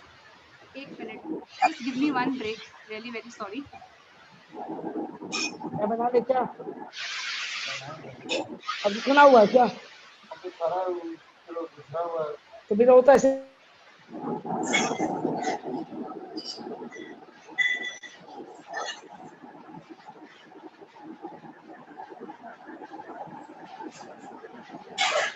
देखिए, जब जिंदगी में कपल्स आते हैं तो कैसा होता है, शादी से पहले जब हम एंगेज होते हैं तो हमको लगता है किसी को देख के वाओ, जो मैंने आपको कहा ना कैसे अट्रैक्शंस होता है, वाओ कितना अच्छा खाता है, you know what a good appetite, हाँ कितना सोबर है, कितना वेल ड्रेस्ड है। और वहीं शादी के बाद ऐसा लगना रहता है कि क्या खाते ही रहोगे। और यहाँ जब हम मिलते हैं तो ऐसा लगता है कि लव सीरीज साथ में बैठ के देखेंगे कुछ इस तरीके से, और कुछ ही दिन बाद लव सीरीज तो गई कहीं बाजार करने, और ये रिमोट को लेके भी झमेला हो रहा है क्योंकि चॉइसेस डिफर होने लग जाते हैं। हाँ, तो ये रिमोट, एक को शायद हो सकता है ड्रामा देखना और दूसरे को क्रिकेट पता नहीं, तो रिमोट की भी टानाटानी चलने चालू हो जाती है। उसके अलावा अगर हम ये देखना, इससे भी समझाना चाहूंगी किस तरीके से हम लव बर्ड से एंग्री बर्ड्स कैसे होते चले जाते हैं। और जो मैंने आपको बहुत पहले कहा था कि कोई भी चीज, जो भी चीज होती है ना, it is always our state of mind. तो ये घर आप क्या सोचे थे और घर का रूप आपके लिए क्या हो गया, it is always in our thoughts. ठीक है, तो प्रिजन जो मैं वर्ड लिखती हूँ, अगर आप कैद के जैसे अपने आप को कैदी महसूस करना चाहते हैं तो ये आपकी मर्जी, आप कैदी जैसा महसूस करेंगे। और अगर आजाद और मिलनसार और मजे मस्ती वाली सोचते तो वो वैसा होगा। ठीक है, उसके बाद अब मैं एक बहुत नेक्स्ट जो आपको सीरीज दिखा रही हूँ, यहाँ मैं आपको एक लव का एक अलग एंगल, एक मीनिंग समझाना चाह रही हूँ कि जिस हम लोग लव किसको कहते हैं। देखिए जिंदगी में ना बहुत बार ऐसा होता है, पता नहीं आप रियलाइज किए कि नहीं, लेकिन आज रियलाइज जरूर कर लीजिएगा कि हम ना लोगों को ना, उस जिसको हम बहुत प्यार करते थे, चाहते थे, एनी बोल रही हूँ,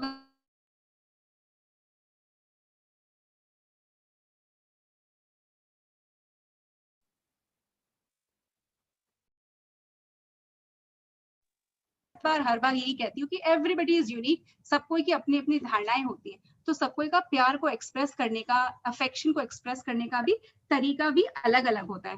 हाँ, तो बट हम लोग को क्या लगता है, मेरे हिसाब से प्यार मतलब, अगर सपोज मान लीजिए एग्जाम्पल के द्वारा मैं समझाती हूँ, मान लीजिए मेरा मानना है कि अगर मुझे मेरे हस्बैंड को कहना है कि यस आई लव यू, या तुम मेरे लिए बहुत वैल्यूबल हो, या मैं तुम्हारा बहुत केयर करती हूँ, तो मे बी मैं हर दिन इनके लिए वेट करूँ डिनर करने के लिए। ठीक है, मैं इनके साथ ही खाना खाती हूँ मान लीजिए। बट ऐसा हुआ किसी दिन कि अब मैं कहीं बाहर गई थी और ये आके अकेले खाना खा ली, एक बार खा ली, दो बार खा ली, तो मेरे मन में क्या धारणा बढ़ जाएगी कि देखो मैं तो जिंदगी भर इनके लिए वेट करती थी, इनसे इतना प्यार करती हूँ, हाँ, और ये है कि मेरे लिए वेट ही नहीं करते, इनको तो मेरी कोई वैल्यू नहीं है। तो इस तरीके से हम अपनी धारणाएं बांध लेते, और कहीं ना कहीं इनको शायद पता भी नहीं चले और ये सोचे कि क्या हुआ, खाना ही तो खाना था, खा लिया। क्योंकि हो सकता है इनके लिए लव, किसी भी इंसान के लिए, दूसरे इंसान सामने वाले के लिए लव का मतलब होता है कि मान लीजिए तो कोई का तबियत खराब है तब, या साथ में टीवी देखने से हम मानते हैं कि हम ज्यादा एक दूसरे को टाइम देते, अप्रिशिएट करते, लव करते। तो सब कोई की लव की परिभाषा अलग अलग होती है। बट कहीं ना कहीं हमें ऐसा लगता है कि जिस तरीके से हम प्यार को समझते, केवल और केवल प्यार उसी को कहता है, हम दूसरों की धारणाएं को देखना ही भूल जाते हैं। बिकॉज हम यही मानते हैं कि मैं बिल्कुल परफेक्ट हूँ, जो भूल जो फॉल्ट है वो सामने वाले में, उसने कभी मुझे पता ही नहीं दिया, या मेरे कदर ही कम हो गई है, ये पहले जैसे नहीं रही है, वो पहले जैसी नहीं रही है, बदल गई है। तो बदला इंसान नहीं होता है, कहीं ना कहीं हम उस इंसान को ना समझने में ऑलवेज एक जैसा नहीं होता है। तो it is not the problem of the person, actually हमारी लव की अंडरस्टैंडिंग पे ही बहुत डिपेंड करता है। तो ये जब अंडरस्टैंडिंग, हमारी लव की अंडरस्टैंडिंग जो बहुत यूनिक होगी, सामने वाले से अगर मैच नहीं करती है, तो यही कॉन्फ्लिक्ट्स, झगड़े का कारण बनते चले जाता है। हाँ, और देखिए अगर अब आप अपने मन की अंदर गहराई में झांक के देखिए, कहीं ना कहीं जाने अनजाने में प्रेम के नाम पे हम कहीं ना कहीं ऐसा एक्सपेक्ट कर लेते हैं कि वो मेरे हिसाब से उठेगा या बैठेगा, खाएगा या बोलेगा, खाएगी या बोलेगी, वॉट एवर अगर वो ऐसा नहीं करता तो हमको लगता है वो हमसे तो प्यार ही नहीं करते, मेरी कोई कदर ही नहीं है। ठीक है, but it is not so, everybody has their own way of expression. चलिए, तो अब मैं आपको समझाती हूँ कि ये क्या पर्सन बदल गया है कि हमारा प्यार का अंदाज बदल गया, हमारी एक्सपेक्टेशंस बदल गई है। तो लाइफ की कुछ ऐसी टर्निंग्स जो होती है ना, मैं उम्मीद करती हूँ नेक्स्ट क्लिप से आप बहुत एंजॉय करेंगे। आपका ध्यान कहीं पे भी हो, प्लीज इधर ले आइएगा और इसको ध्यान से सुनिएगा, फिर मैं बताऊंगी इसको क्यों दिखाना चाह रही थी। बड़े ध्यान से सुनिएगा। शुरू से ही ऐसे थे? शुरू से ऐसा नहीं था ये। शुरू में 1 साल अच्छा था, प्यार था, एक्साइटमेंट थी, सेक्स था। ओ, हम बाहर जाते थे, कैंडल लाइट डिनर्स होते थे, पब में बियर पीते थे। फिर इसने अपना रंग दिखाना शुरू किया, धीरे धीरे सब तिलंडे में चला गया। मिनट के लिए मैं मैं क्या करूं? मैं नाच के दिखा सकता हूँ और छोड़ रहा है, अदरक हो गया है ये आदमी, कहीं से भी बढ़ रहा है। हाँ तो शादी से पहले मैं ऋतिक रोशन था क्या? ऐसे था ना मैं? ऐसे ही थे, ना कोई पर्सनालिटी, ना कोई सेंस ऑफ ह्यूमर। तो राजू श्रीवास्तव से शादी कर लेती। देखिए मैं स्टेबल लाइफ दे सकता हूँ, चुटकुले नहीं सुना सकता। क्या चुटकुले सुनाएगा ये दुनिया का सबसे बोरिंग आदमी है। इससे पूछो वीकेंड का प्लान क्या है तो कहता है टेस्को में 25% की छूट है, घर का सामान ले आते हैं, लेक घुमाते हैं और पार्टी के लिए गए तो उन आईटी के चार्टों को बुला लेता है उनकी बीवियों के साथ में। उनकी बातों में और मेरी रामपुर वाली बुआ की बातों में कोई फर्क नहीं है। इतनी हैपनिंग लाइफ थी मेरी इंडिया में, ठंड कर दिया मेरी जिंदगी की। अगर चाय कप नहीं बना के दिया, इस आदमी के मैंने कपड़े भी धोए हैं, खाना बनाया है। मुझे कहता अपना मन बहलाने के लिए बच्चों का क्रैश खोल लो। मैंने वो तक किया, फिर भी इसे कदर नहीं है। मुझे लगा ये बदल जाएगा, इसमें थोड़ा रस भर जाएगा। क्या क्या सपने देखती है एक लड़की जब लव मैरिज करती है। But I think I love him. I have stopped liking him. I think I love him like a mammal, like a homo sapien. बंद करो ये बकवास, झूठ बोलिए, सब बकवास करिए। हमारी कोई लव मैरिज नहीं हुई थी, अरेंज मैरिज हुई थी हमारी। और तुम्हें क्यों लगा था कि मैं बदल जाऊंगा? हाँ, मैं तुम्हें हाथ फैलाकर किसी पुल पे मिला था। अरे पैंट शर्ट पहनकर अपने माँ बाप के साथ इसके घर गया था मैं इससे मिलने। अरे 24 आए तो तुम्हारे घर पे। अरे इनके घर वालों की मंजूरी के साथ हुई है ये शादी। और उनको मैं संतरा हूँ क्या जो रस भर जाएगा मुझमें? Doctor Morris, I love you कहेंगे ना, रोज नई बात कहाँ से ले आऊं मैं? स्पार्क नहीं है, स्पार्क नहीं। अरे यार आदमी हूं मैं, कोई लाइटर थोड़े। स्पार्क नहीं है और इसकी स्पार्क मैं बता।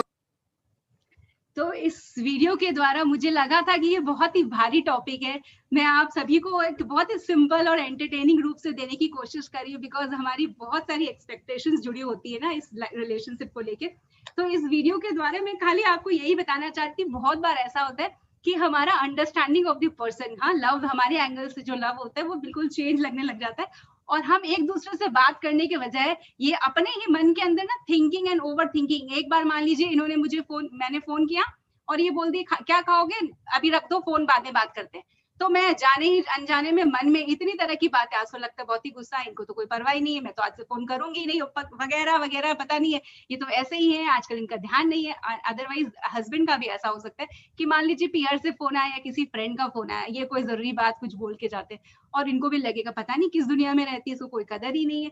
तो मन ही मन हम इतना ओवर थिंक कर लेते हैं और छोटी सी बात राई का पहाड़ बना लेते हैं, जो हम बहुत फेमस होते हैं, ह्यूमन बींग्स तो अपने मन के राजा होते हैं। तो हमारा मन है हम बिल्कुल बनाते चले जाते हैं, और वरना वो छोटी सी बात अगर हम बात कर ले, डिस्कस कर ले, तो इतनी बड़ा रूप नहीं लेता है। तो इस क्लिपिंग के द्वारा भी मैं आपको यही बताना चाहती थी कि ये एक्सपेक्ट करती है कि ये कुछ ऐसे होंगे और यहाँ ये एक्सपेक्ट करते हैं कि कुछ ऐसे होंगे। तो इस तरीके से हेड एंड हार्ट रूल वाले कभी कभी आपस में भिड़ सकते हैं। अब मुझे उम्मीद है कि ये हेड एंड हार्ट रूल आप बिल्कुल समझ गए इस टर्म को।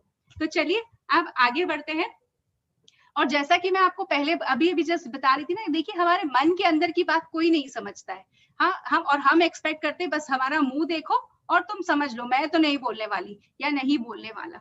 तो ठीक ये औरत बहुत गुस्से में है या नाराज है, जो भी है, और पीछे ये बेचारा आदमी खड़ा है, बिकॉज इसको बिल्कुल अंदाजा नहीं है कि आखिर बात क्या है, मेरी मैडम क्यों गुस्सा है मुझसे, क्योंकि इन्होंने तो कसम खा ली, बोलना तो है ही नहीं। आप समझ लो, समझ सकते हो। और अगर मैं खाली लेडीज को नहीं इस तरह से ब्लेम करना चाहती हूँ, इसीलिए ये फोटो जेंट्स के लिए, कि देखिए ये जेंट्स भी मुंह फुला के अपने ही सोच में, वो बेचारी शायद 10 बार पूछ रही होगी भाई बात तो बता दो हुआ क्या है, बट इनको क्या मतलब है, इन्होंने सोच लिया, समझना तो अपने आप समझ लो, मैं नहीं बोलने वाला या मैं। तो कभी कभी हम लोग ये मैं उतर जाते हैं कि भाई हम वी एक्सपेक्ट कि हमारा मन सामने वाला समझ ले, तो बहुत डिफिकल्ट होता है। रहते रहते समय के साथ डेफिनेटली हो जाता है, बट कहीं कहीं इट्स ऑलवेज बेटर। कभी कभी नोक जोक छोटी हो ठीक है, बट जब नोक जोक बड़ी होने लग जाए तो उसको ये जो माइंड रीडिंग वाला गेम है ना, उसे स्टॉप कर देना चाहिए। नहीं तो हो सकता है हम मन ही मन बहुत सारी ओवर थिंकिंग कर ले कि ये बदल गया, वो बदल गई है, ऐसा नहीं वो वैसा नहीं है, इसकी जिंदगी में कोई नया आ गया होगा, इसको कोई इंटरेस्ट नहीं होगा, एक्सेट्रा। पता नहीं, देखिए एक बात से कितनी बातें बनने लग जाती है, और ये एक एक बात गांठ बनने लग जाती है, खाली बात नहीं रहती है। तो इसीलिए मैं बार बार कह रही हूँ कि इट्स ऑलवेज बेटर अपने अपने रिलेशंस के हिसाब से, समय के हिसाब से, कायदे से अगर हम बात को डिस्कस कर ले तो ये सारी प्रॉब्लम्स आएगी नहीं। And let me tell you, यहाँ कोई मैजिशियन नहीं है जिंदगी में कि बिना बोले बिना देखे हम एक दूसरे के मन की बात को पूरा एग्जैक्टली पढ़ सके। हाँ, विद टाइम थोड़ा बहुत हो जाता है, बट एग्जैक्टली कोई नहीं होता है। So it is always better कि अपने अपने समय के अनुसार अपने अपने रिलेशनशिप को ध्यान रखते हुए आप बोल दीजिएगा। But at the same time एक डिस्क्लेमर मैं यहाँ दे रही हूँ कि कहीं आज मैं आपको बता रही तो आज ही इस रात से आप स्टार्ट मत कर दीजिएगा मन की बात बताना। अपना अपना समय अपना अपना टाइम देखते अपनी अपनी कंडीशंस को देख के कीजिएगा। But yes, try and effort जरूर लेना चाहिए तरीके से। कोई भी चीज तरीके से हम करें तो सक्सेस जरूर हमें मिलती है। तो चलिए अब हम आगे समझते हैं कि किस तरीके से अगर हम अपने रिलेशनशिप को, कोई रिलेशनशिप ऐसा होता है जिसको हम समझ ही नहीं पाते, यू नो, वो झेल भी नहीं पाते, नहीं बेयर कर पाते हैं, कुछ ना कुछ ऐसा कभी कभी हो जाता है। तो कहीं ना कहीं मैं आज आपको एक कार्मिक एंगल से भी समझाना चाहूंगी। ये जो पति पत्नी का रिलेशन है, ये माँ बाप के साथ जो रिश्ता है ना, बहुत हद तक हमारे कर्मा से भी जुड़े हुए होते हैं। इनफैक्ट ये कार्मिक जो भी चीजें होती है एक अपने आप में बहुत बड़ा टॉपिक है, बट इसका एक छोटा सा पार्ट मैं आपको आज बताना चाहती हूँ कि कभी कभी ऐसा होता है ना कि बहुत कोशिश करने के बाद भी आप किसको ब्लेम करेंगे, जो हम सोच रहे थे ना कि किसको ब्लेम करेंगे। तो देखिए, ब्लेम की बात से मैं समझाना चाहती हूँ आपको भगवान राम और माता सीता के द्वारा, कि आज भगवान राम और माता सीता हम सब जानते हैं कि बहुत ही अच्छे राजघरानों से थे। इन दोनों की शादी होती है और शादी होने के बाद जिंदगी में इन दोनों को वनवास भी जाना पड़ता है। और बताइए ये बात सही है कि नहीं कि 36 के 36 गुण मिलाए गए थे, फिर भी इतनी सारी suffering. Kindly mute yourself please, thank you. तो ये जो 36 के 36 गुण मिलने के बाद,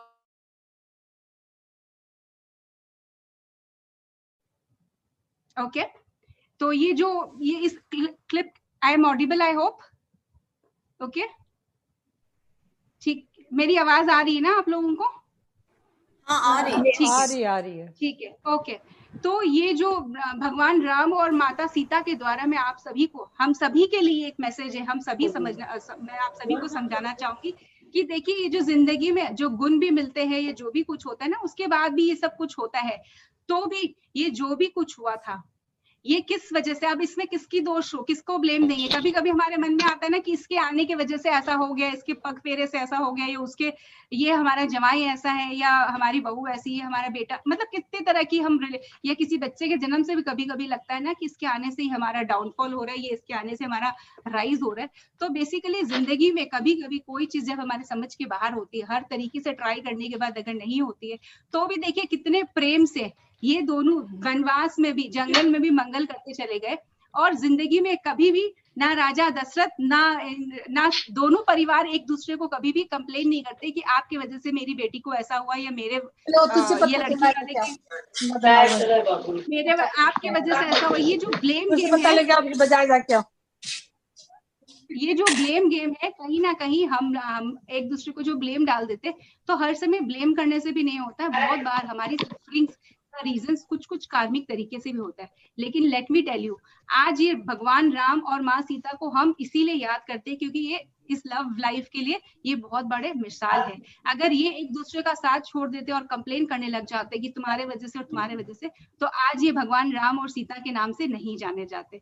तो यहाँ से भी कई बार हम आपको बताना चाह रहे हैं कि बहुत बार हमारी जिंदगी को अगर हम कार्मिक एंगल से भी समझे, तो जिंदगी में कुछ ना कुछ चीज है जो हम नहीं समझ पा रहे हैं, तो इस रिश्ते के द्वारा हम उस चीज को समझ के हम अपनी लर्निंग्स पूरी कर रहे हैं। ये थोड़ा सा ज्ञान, थोड़ा सा डिफरेंट तरह की बात मैं आपको समझा दी, बट मेरा कहना यही था कि बहुत बार कम्युनिकेशंस भी सही हो, सब कुछ सही हो, फिर भी आपसी तालमेल अगर बिगड़ जाता है, तो वहां पे कुछ और बात होती है। वो बात है कर्मा की, कार्मिक रिलेशनशिप। ये जो वर्ड बहुत ही कॉमन वर्ड है, ठीक है। तो इसलिए भगवान राम और सीता ये एक बहुत अच्छे मिसाल है रिलेशनशिप के लिए।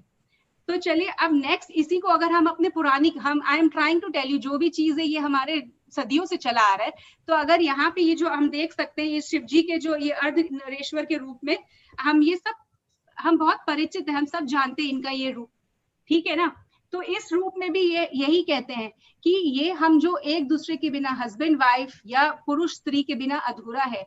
ये हमारी क्रिएशंस इनकम्प्लीट है। अगर जैसे देखिए शादी में भी अपने शादी के बाद लेफ्ट साइड में बैठते हैं, पति के लेफ्ट साइड में बैठते हैं, ये अर्धांगिनी या जो हम एक दूसरे की एक हो गए, दो शरीर एक आत्मा, जो भी हम बोलते हैं, तो इनका चलन आज से नहीं, ये गोल्डन रूल है जो सबके लिए एप्लीकेबल है।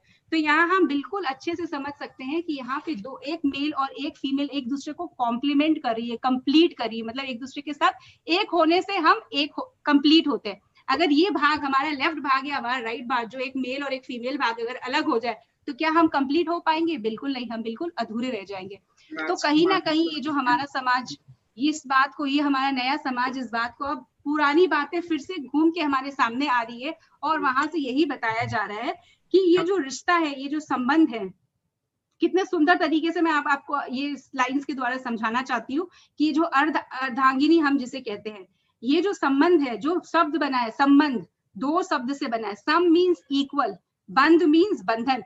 तो यहाँ ये जो मैरिज जो रिलेशनशिप है ना, इसमें दो व्यक्ति एक ही प्रकार यानी कि समान रूप से इस रिश्ते में इस रिश्ते को निभाते हैं, इस रिश्ते में बंधते हैं और इसे निभाते हैं। नारी पुरुष को एक दूसरे को कंप्लीट करती है, ना कि कंपीट। मेरे वर्ड्स पे ध्यान दीजिएगा, कहीं ना कहीं हम कंपीट करने लग जाते हैं, चाहे मेल फीमेल को या फीमेल मेल को। तो जब भी ये कंपीट करने लगते हैं तो हमारे जिंदगी में हम कंप्लीट करने के बदला कुछ और ही कर जाते हैं। तो कहीं ना कहीं हम एक दूसरे को पूरे ही करते हैं, ठीक है। अगर एक दूसरे के बिना रहा एग्जिस्टेंस नहीं है, ये रूल सदियों से चला आ रहा है। तो भगवान शिव जी को आज मुझे यूज करना पड़ा इस चीज को समझाने के लिए कि ये जो भी बातें हम कह रहे हैं, ये जो भी बात हम सीखना चाह रहे हैं, ये हमारे पौराणिक जमाने से चली आ रही है। तो याद रखिएगा, कोई भी रिलेशनशिप में आदान और प्रदान होता है, एक देता है और दूसरा एक लेता है, सिमिलरली दूसरा भी देता है और लेता है। तो ये जो आदान प्रदान है ना, तभी तक रिलेशनशिप सही रहता है जब ये आदान प्रदान में मैं नहीं घुसता कि मैं कर रहा हूं या मैं कर रही हूं। तो जहां ये मैं मीन्स ईगो, जहां ये मैं का बोध आना स्टार्ट होता है, धीरे धीरे, एक बार नहीं, दो बार नहीं, लेकिन 200-400 बार में हमें लगने लग जाता है एक बोझ, एक भार। बट प्लीज रिमेम्बर, हम एक दूसरे को कंप्लीट करने के लिए हैं, ना कि कंपीट करने के लिए। तो इस चीज को मैं एक और वीडियो क्लिप्स के द्वारा समझाना चाहती हूँ, बिकॉज इस बात पे, इस चीज में बहुत वजन है। अगर आप इसको दिल से सुने तो आप मेरी बात को समझ पाएंगे मैं क्या कहना चाह रही हूँ। देखिए, जाने अनजाने में क्या होता है, जब हम एक दूसरे पे मैं पे आ जाते हैं तो हम अपनी एनर्जीज को, जो हम दोनों मिलके बैटरी के जैसे, एक पॉजिटिव और नेगेटिव एंड्स एक होने से बैटरी काम करती है, राइट। उसी तरीके से जिंदगी में पुरुष और स्त्री का आदान प्रदान चलता रहता है, और आदान प्रदान में जहां मैं आ जाता है वहीं बर्बादी आती है। इम्बैलेंसेस की वजह से ही हम आपस में ब्लेम गेम स्टार्ट करते हैं कि तुम ऐसा, तुम वैसी, तुम ऐसे, वो वैसे ही। और मिसअंडरस्टैंडिंग्स एंड कॉन्फ्लिक्ट्स की तो मानो झड़ियां लग जाती है। बहुत बार ऐसा होता है कि हम सुनने के लिए नहीं, जब हम बस सुनते ही नहीं है, हम खाली अपने मन में धारणा पहले से रहती है, हम उसी के बेसिस पे मुंह खोलने से पहले ही जवाब देना स्टार्ट कर देते हैं। तो प्लीज मेरी रिक्वेस्ट है, ये जो भी मैं आपको समझाना चाहती हूँ एनर्जी वाली बात, इस वीडियो क्लिप को ध्यान से सुनिएगा और मुझे बताइएगा लास्ट में। हेड ऑफिस ने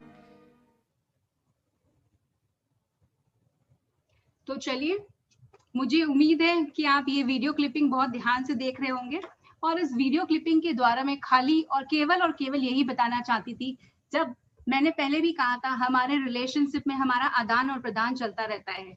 तो अगर कोई भी, अगर मेल या फीमेल दोनों का लेन देन चलता है, एक बच्चे को पालने में आपने देखा हो किस तरीके से बड़ों के गुस्से की वजह से बच्चा भी उसका शिकार हो जाता है, उस गुस्से का अनवांटेडली शिकार हो ही जाता है। तो देखिए, इसीलिए मैं चाहती हूँ, जो मैंने फर्स्ट में आप लोगों को कहा ना कि बच्चे भी हमारी परवरिश, हमारे रिलेशनशिप पे बहुत अफेक्टेड हो जाते हैं, तो कहीं ना कहीं इनकी धारणा ऐसी बन जाती है कि इस तरीके से शायद रिलेशनशिप होते हैं। बहुत सारे लड़कियां शादी से अगर डरते हैं तो कहीं ना कहीं यहाँ पे भी ये डर का फैक्टर आ सकता है। तो इसीलिए आज बहुत ज्यादा जरूरी है कि हम आपसी अंडरस्टैंडिंग्स को बढ़ाएं, मिसअंडरस्टैंडिंग्स को कम करें। ये जो मैं का जो बोध आ रहा था, कहीं ना कहीं इस मैडम इनको लग रहा था कि ये सब कुछ कर रही है, और वो हमारे शाहरुख खान को लग रहा है कि नहीं, ये कुछ नहीं कर रही है। तो ये जहां पे भी आदान प्रदान दोनों का होता है, जहां पे भी बोध होने लगता है ना, बहुत उछल के लोग बोलने लगते हैं ना कि मेरे वजह से ऐसा हुआ, मैं चला रहा हूँ, मैं देख रहा हूँ, तो ये मैं कोई नहीं होता है। हम दोनों मिलके, गाड़ी के पहियों के जैसे दोनों मिलके ही चलते हैं।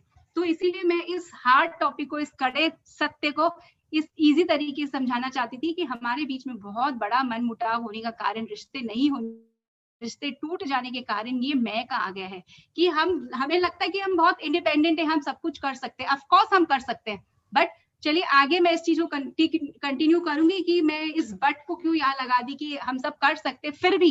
तो इस फिर भी को मैं आगे आपको जरूर समझाऊंगी कि क्या ये फिर भी कहाँ से आ रहा है। तो लीजिए आगे बढ़ते हैं। हेड ऑफिस ने मुझे और मैं आप सभी को लग रहा होगा कि ठीक है, अगर इतनी सारी बात है तो एक रिलेशनशिप में देखना क्या चाहिए। तो लेट मी टेल यू, इस संसार में पहले नीड्स थी। पहले बोलता था ना प्रेम का रास्ता पेट से होता है, बट अब वो सोच कहीं ना कहीं चेंज हो गई है, क्योंकि अब प्रेम के अलावा, पेट के अलावा बहुत सारे और भी नीड्स हैं, हमारे आजकल के नीड्स हैं। तो लेट मी टेल कि क्या क्या नीड्स हैं। तो कोई भी चीज का रिलेशनशिप, एक पार्टनर के लिए हमारी कुछ सोशल नीड्स होती है, सोसाइटी की प्रेशर होता है, सोसाइटी में जाना आना, सोशल नीड्स होती है, इमोशनल नीड्स होता है, मन का साथी, बेस्ट फ्रेंड्स, जिसको हम बिना डाउट के, बिना झिझक के सारी बातें कर सके, कह सके। साइकोलॉजिकल नीड्स होती है, वही आत्मा का मिलन जिसे हम कहना चाह रहे थे। तो इस तरीके से काफी सारी नीड्स होती है और उन सब नीड्स को पूरा करने के लिए ही हम एक रिश्ते में बनते हैं। तो लेट मी टेल यू, अगर कहीं आपके मन में ऐसा है कि मैं कर रहा हूँ या मैं कर रही हूँ, तो लेट मी टेल यू ये कभी भी पॉसिबल नहीं है। हम हमारे नीड्स को पूरा करने के लिए रिलेशनशिप में एंटर करते हैं। तो रिलेशनशिप में एक दूसरे को कंप्लीट करने के लिए हमारी खुद की नीड्स हैं, जिसके वजह से हम एक रिश्ते में घुसते हैं। तो अगर जो यहाँ शादीशुदा नहीं है, अगर उनके लिए मैं कहना चाहूँ तो बिल्कुल जो मैं हॉबीज वाली बात कही थी, यहाँ बताना चाहती हूँ कि जब हम एक लड़का लड़की को मिलने देते हैं, बात करने देते हैं ना, तो उन दोनों को आपस में मिलके ये बिल्कुल समझ लेना चाहिए कि उनके घर के, उस लड़के के या घर वालों के क्या बिलीफ सिस्टम है। बिलीफ सिस्टम मतलब बेसिक क्या चाहते हैं, क्या सोचते हैं, क्या विचारते हैं, उनके थॉट्स कैसे हैं, और उसकी हॉबी क्या है। लड़की की हॉबी, लड़का का हॉबी बहुत इंपॉर्टेंट रोल प्ले करता है हमारी जिंदगी में। अगर हमारे जिंदगी में कोई नेक्स्ट काम नहीं होता तो हम इतने अटैचमेंट सामने वाले के साथ रख लेते हैं एज इफ उनके बिना या उसके बिना हमारी जिंदगी कंप्लीट ही नहीं होगी, और हम हमेशा जैसे बालों में जू चिपक जाती है ना, समहाउ उस तरह से चिपकते रहते, बिकॉज हमारे पास कोई दूसरा काम हम सीखे ही नहीं, दूसरी हमारी कोई हॉबी नहीं है। इसलिए जिंदगी में हॉबी होना बहुत जरूरी है और एक दूसरे के वैल्यू सिस्टम को भी समझना बहुत जरूरी है। तो आज अगर हमारे यहाँ पे जो पेरेंट्स जो बहू खोज रहे हैं या दामाद खोज रहे हैं, तो प्लीज अपने बच्चों को ये मौका दीजिएगा कि वो एक दूसरे के बिलीफ सिस्टम को, थॉट्स को, जो 2, 4, 5 घंटे में जितने अच्छे से समझ पाए। आज के बच्चे बहुत स्मार्ट होते हैं, तो स्मार्ट तो खैर हर जनरेशन से ही होता था, इनको ये मौका मिला है तो प्लीज इनको ये समझना जरूर देना चाहिए। आई एम सो सॉरी, पीछे चलते हैं फिर से।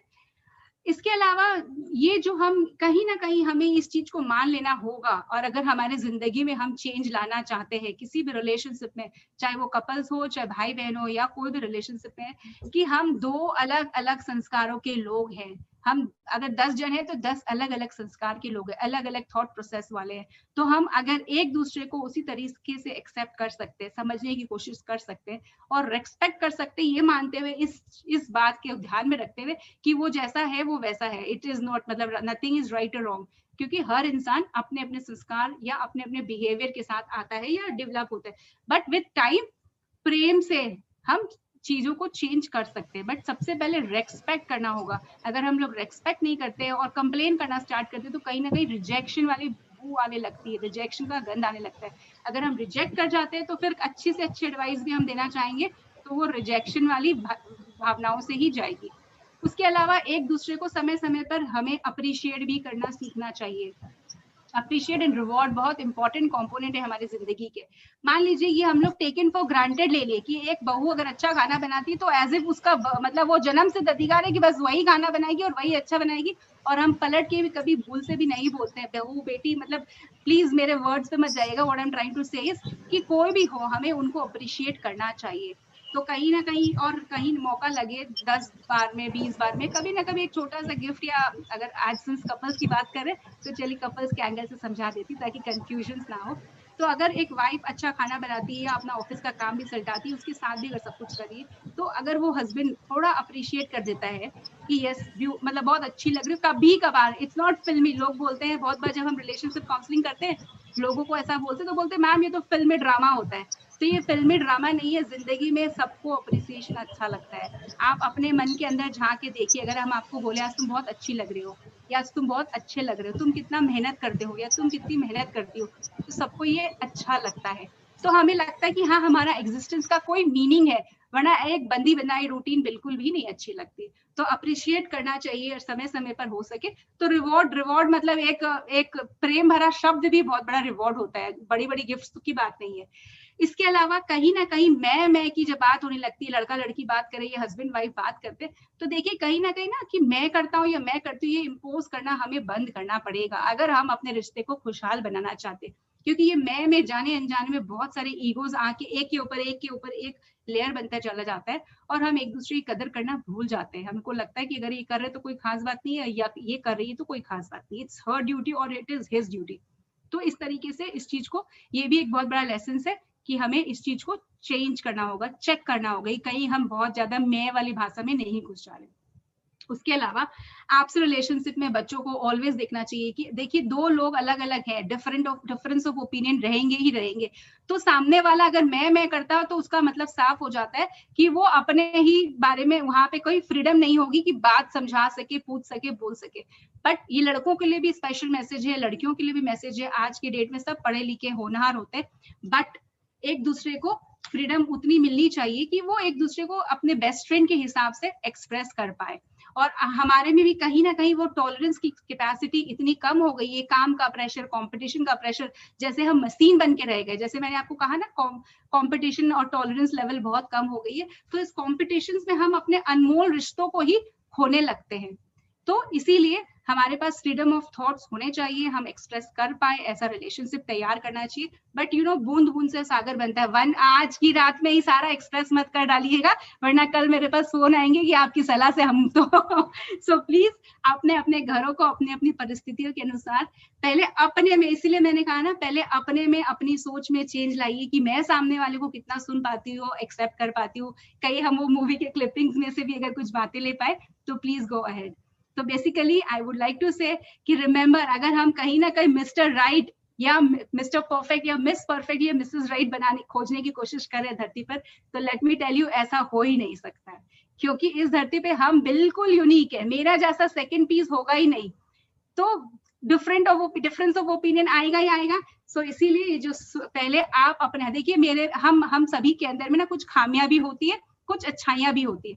तो अगर हम अपनी खामियों को और अपनी अच्छाइयों को दोनों को एक ही नजर से अगर हम अपने आप को कंप्लीटली एक्सेप्ट कर पाते, तो ही हम सामने वाले को एक्सेप्ट कर पाएंगे। क्योंकि सामने वाले में भी उसकी खामियां और उसकी अच्छाई रहेगी, तो ये कंप्लीट पार्सल के जैसे छटाई नहीं कर सकते कि इसको हटाओ, उसको हटाओ, इसको लेना, उसको छोड़ना, ऐसा नहीं होता है।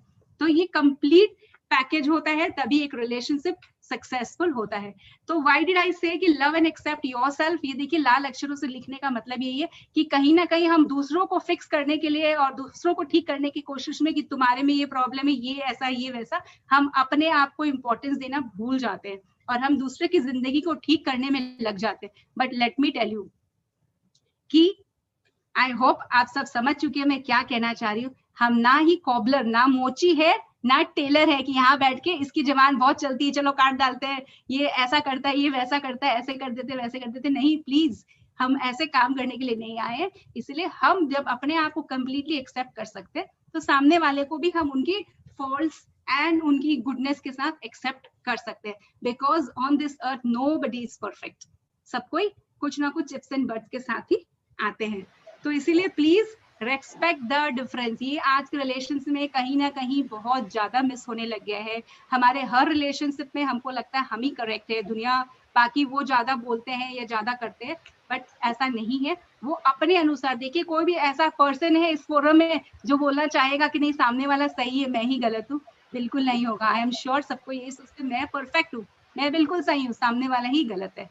बट ऐसा नहीं होता है, ये दोनों तालमेल बना के चलना पड़ता है। थोड़ी आपकी थोड़ी हमारी, सुनते सुनते ये देखेंगे हम कंप्लीटली एक होके एक ही जगह पे। इसीलिए देखिए अपने बोलते हैं ना, बुढ़ापा में हस्बैंड वाइफ बहुत एक जैसा लगने लग जाते हैं, सिमिलर, तो कहीं ना कहीं ये यहीं से नहीं आ जाता हो कि हमारे सोच विचार मन की धारणा इतनी मिलने लगती है कि हम एक जैसे होने लग जाते हैं। इसलिए please and please respect the difference. Don't try to become a cobbler और अ टेलर, मोची और दर्जी बनने का काम बंद कर दीजिए। सबको को स्पेस दीजिए, स्पेस होना बहुत जरूरी है। स्पेस से मेरा मतलब है उनको उनके अनुसार थोड़ा जीवन में जीने का भी फ्रीडम होना चाहिए, और जहां दरकार हो डिसिप्लिन अलग चीज होती है और रोक रुकावट अलग चीज होती है। तो ये एक बहुत बड़ा फैक्टर है हमारे जिंदगी में. Respect the difference. I hope I can convey what I wanted to tell you all. चलिए अब नेक्स्ट क्वेश्चन जो हमारे स्टार्टिंग में ही हमसे पूछा गया था, बड़ी जगह और छोटी जगह की जो बात हुई थी, इस पे मैं कुछ कहना चाहती हूँ. देखिए कोई भी मुझे पर्सनली नहीं ले, क्योंकि ये एक पढ़ाई, एक रिसर्च के द्वारा जो हम खोजते हैं, हम उस तरीके से कन्वे करें आपको. तो अपने सोचते हैं कि हम छोटे गांव में लड़की को नहीं देंगे, या हम छोटे गांव का दामाद नहीं, छोटे गांव की लड़की को नहीं लाएंगे, उसको मैनर्स नहीं है, वो ये नहीं देखी, वो नहीं देखी. तो लेट मी टेल यू, आज के इस आधुनिक जमाने में कोई भी छोटा और बड़ा जगह बचा नहीं. हाँ, थोड़े अपने डिसएडवांटेज और एडवांटेज होते हैं, क्योंकि देखिए हर सिक्के के दो पहलू होते हैं. कुछ एडवांटेजेस और कुछ डिसएडवांटेजेस होते हैं. सो बेसिकली आज की दुनिया में, आज अपने शादी करते ये सोच के कि वो अमेरिका रहेगी फॉर एग्जाम्पल, और क्या पता चलता है कल नौकरी छोड़ के वो वापिस कलकत्ता या कहीं भी आके सेटल हो जाए. ठीक है, अपने बड़ा घर देख के देते, तो क्या पता कि आज वो बड़ा घर कोई कारण ऐसा हो जाए. आज अपने सबको ही देख रहे कितने जन के दिवाले निकले हुए हैं. तो इसलिए बड़ा घर, छोटा घर, नजदीकी दूरी ये मैटर नहीं करती. व्हाट शुड मैटर इस टेक्निकल वर्ल्ड में, एवरीथिंग इज पॉसिबल. अगर आप में खुद में काबिलियत है, if you believe in yourself, this is a message specially to all our youngsters here. अगर यहाँ पे यंगस्टर्स हैं या यंग बच्चों के पेरेंट्स हैं, तो लेट मी टेल यू, अगर आपको सही मायने में अच्छा वो देखना है कि अच्छी जिंदगी वो करनी है, तो बच्चे में काबिलियत देखिए. अगर बच्चा काबिल है तो जिंदगी में कहीं पे भी स्टैंड कर लेता है. और तकदीर पलटने का बाद में अफसोस होता है ना कि अरे हम तो बड़ा घर देख के दिए थे और ऐसा हो गया, या हम वहां देखे थे यहाँ आ गया. गांव वाले शहर, शहर वाले गांव, you never know, whatever is destined वो होगा ही होगा. तो इस सोच के बेसिस पे संबंध करना मुझे कई हद तक लगता है, पता नहीं कितना सही होगा नहीं होगा. इसीलिए इनकी स्किल्स को बनाइए, बच्चों को होनहार बनाइए, बच्चों को केपेबल बनाइए, साथ साथ इंसानियत जरूर सिखाइए. इंसानियत हम लोग मिस करने लगे, और हम लोग एक बहुत कॉमन वर्ड यूज करने लगे, generation gap. Let me tell you, जब हमारे पेरेंट्स थे और हम भी थे तो भी जनरेशन था, हम भी डिफरेंट थे. आज जो हमारे बच्चे तो भी जनरेशन है, तो it is nothing. Generation gap बोल के कुछ नहीं होता, ये हमारी सोच होती है, क्योंकि हम चेंज नहीं होना चाहते. दुनिया बदल रही है, हम बदलना नहीं चाहते, हम उन्हीं सोचों में अटके हुए रह जाते हैं. ठीक है, ये कहीं और बहुत हायर जनरेशन से आ रहा है, तो कहीं ना कहीं लकीर तो उसको रस्ती तो काटनी होगी. तो बेसिकली अगर रिलेशनशिप को, रिश्तेदारी को देखना है, तो मेरे हिसाब से पीसफुल वर्ल्ड का गोल्डन रूल वही होता है. उसी घर को हम अच्छा घर मानेंगे जहां आपसी म्यूचुअल अंडरस्टैंडिंग होती है. माँ बाप के रिलेशंस भी अगर खराब भी है, फिर भी अगर एटलीस्ट घर परिवार चल रहा है, वो ऊंच नीच को लेके चलते हैं, एक दूसरे को रेस्पेक्ट करते हैं, और टॉलरेंस है. कोई नया सदस्य आएगा तो बिल्कुल अलग रूप से आएगा. अगर हम उसको उतना स्पेस दे सकते हैं कि ठीक है, यू नीड टाइम, हमारे घर की परिस्थितियों को या हमारे घर के रूप रंग को अपनाने में समय देना होगा. तो अगर ये सब वो दूसरा घर दे पाता है, चाहे वो जवाई को देख लीजिए, वो जवाई को भी उस लड़की को समझने में, बेटी को समझने में समय लगेगा. वो भी कल तक लड़का था, आज शादी करते रिस्पॉन्सिबिलिटीज आई है, तो उसे भी समय दीजिए. ऐसा नहीं कि, और ये कहीं ना कहीं हम पेरेंट्स भी ना रोज फोन करके पूछ लेते ना, अरे ऐसा हुआ वैसे हुआ. तो प्लीज कहीं ना कहीं हम चाहते हैं मसाला मिले हमको, बट ये मसाला काम का नहीं है, क्योंकि टाइम लगेगा, समय के साथ सब कुछ चेंज हो जाएगा. तो यहाँ भी पेरेंटल रोल बहुत इंपॉर्टेंट होता है. बच्चे बहुत समझदार होते हैं, बट कहीं ना कहीं गाइडेंस, थोड़ी गाइडेंस चाहिए. हमारे एक्सपीरियंसेस नहीं चाहिए कि मैं तो ऐसा हुआ था, तुम ऐसा हुआ, तुम्हारे साथ ऐसा होगा. अपने एक्सपीरियंसेस के बेसिस पे ये भूमिका नहीं बांधी, क्योंकि वरना यही उनकी रियलिटी होने लग जाएगी. रिलेशनशिप उनको कॉम्प्रोमाइज ही लगने लग जाएंगे. बट हर जगह हमें बैलेंस करके चलना पड़ता है. जिंदगी का रूल ही होता है बैलेंस, उतना ही बैलेंस. मैं ये नहीं बोल रही हूँ कि उसकी वजह से वो अपना गला ही दबा ले, अपने आप को एकदम ही अनकंफर्टेबल फील करे, नहीं. बट बैलेंस करके, समय अनुसार अपने मन की बातों को एक्सप्रेस करके एक अच्छा लड़की, मतलब एक अच्छा कपल बन सकता है. तो गोल्डन रूल्स यही होता है, छोटा और बड़ा और ये सब नहीं होता है. जगह तो कभी भी चेंज हो जाती है. तो एबिलिटीज, इंसान की एबिलिटीज एंड परिवार का माहौल ज्यादा इंपॉर्टेंट होता है. बाकी तो आप खुद ही आजकल सभी को हीरे और सोना चांदी हीरा जो भी बोले कम ही है.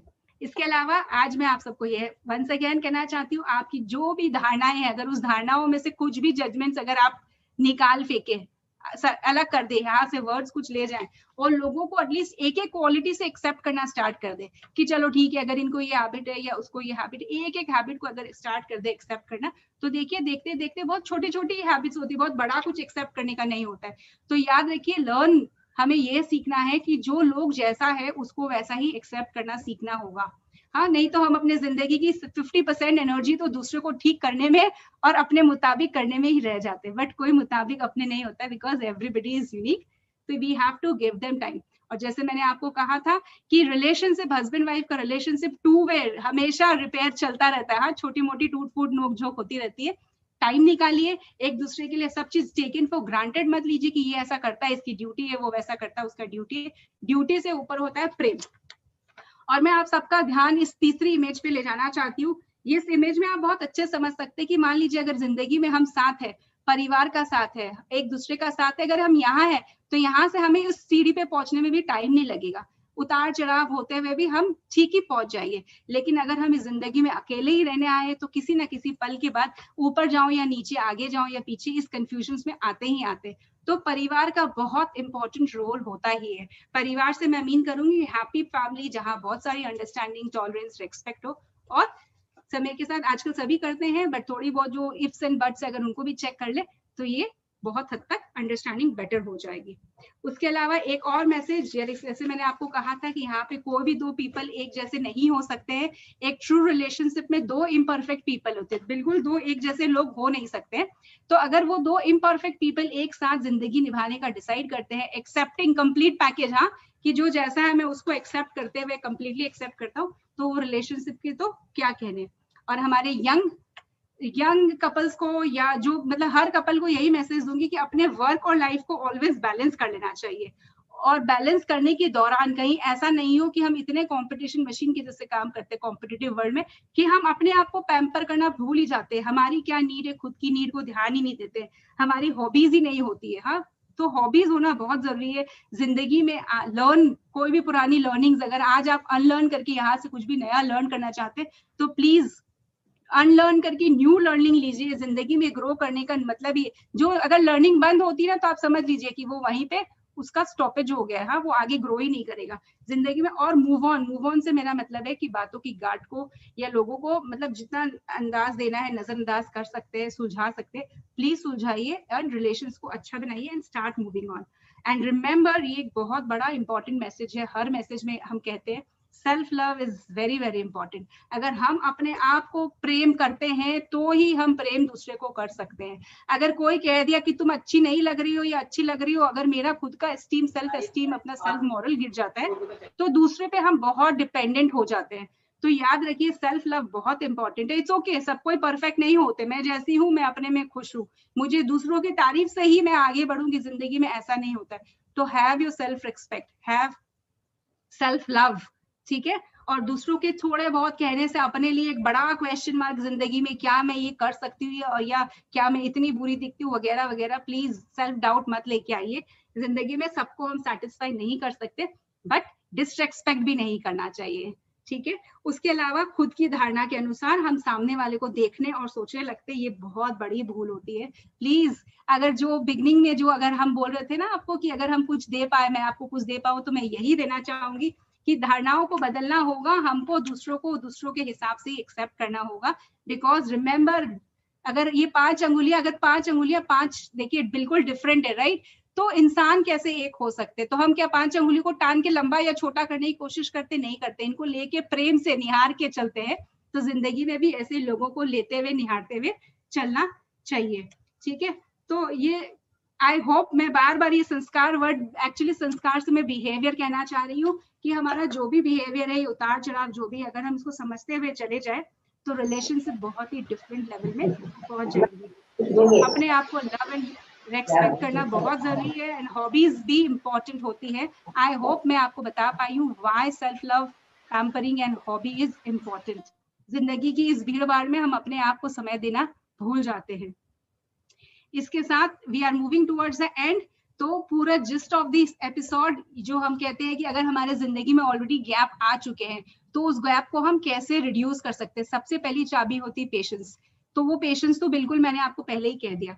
उसके अलावा किसी भी रिलेशनशिप में अगर हम कुछ कर सकते हैं तो शेयर करना चाहिए, ना कि कम्पीट। मतलब अगर हम बिल्कुल, अगर हम लोग कॉम्प्लीमेंट करना चाहिए ना कि कम्पीट। ये थोड़ा सा स्क्रीन कहीं हो गया, हम एक दूसरे को कॉम्प्लीट करने के लिए, ये मैच द कॉलम जैसा हो गया है कि कॉम्प्लीमेंट कीजिए, कम्पीट नहीं। हम एक दूसरे को कम्पीट करने के लिए नहीं है, हम एक दूसरे के साथ शेयर करने के लिए है, ब्लेम करने के लिए नहीं है। Do not blame, we are not here to play the blame game.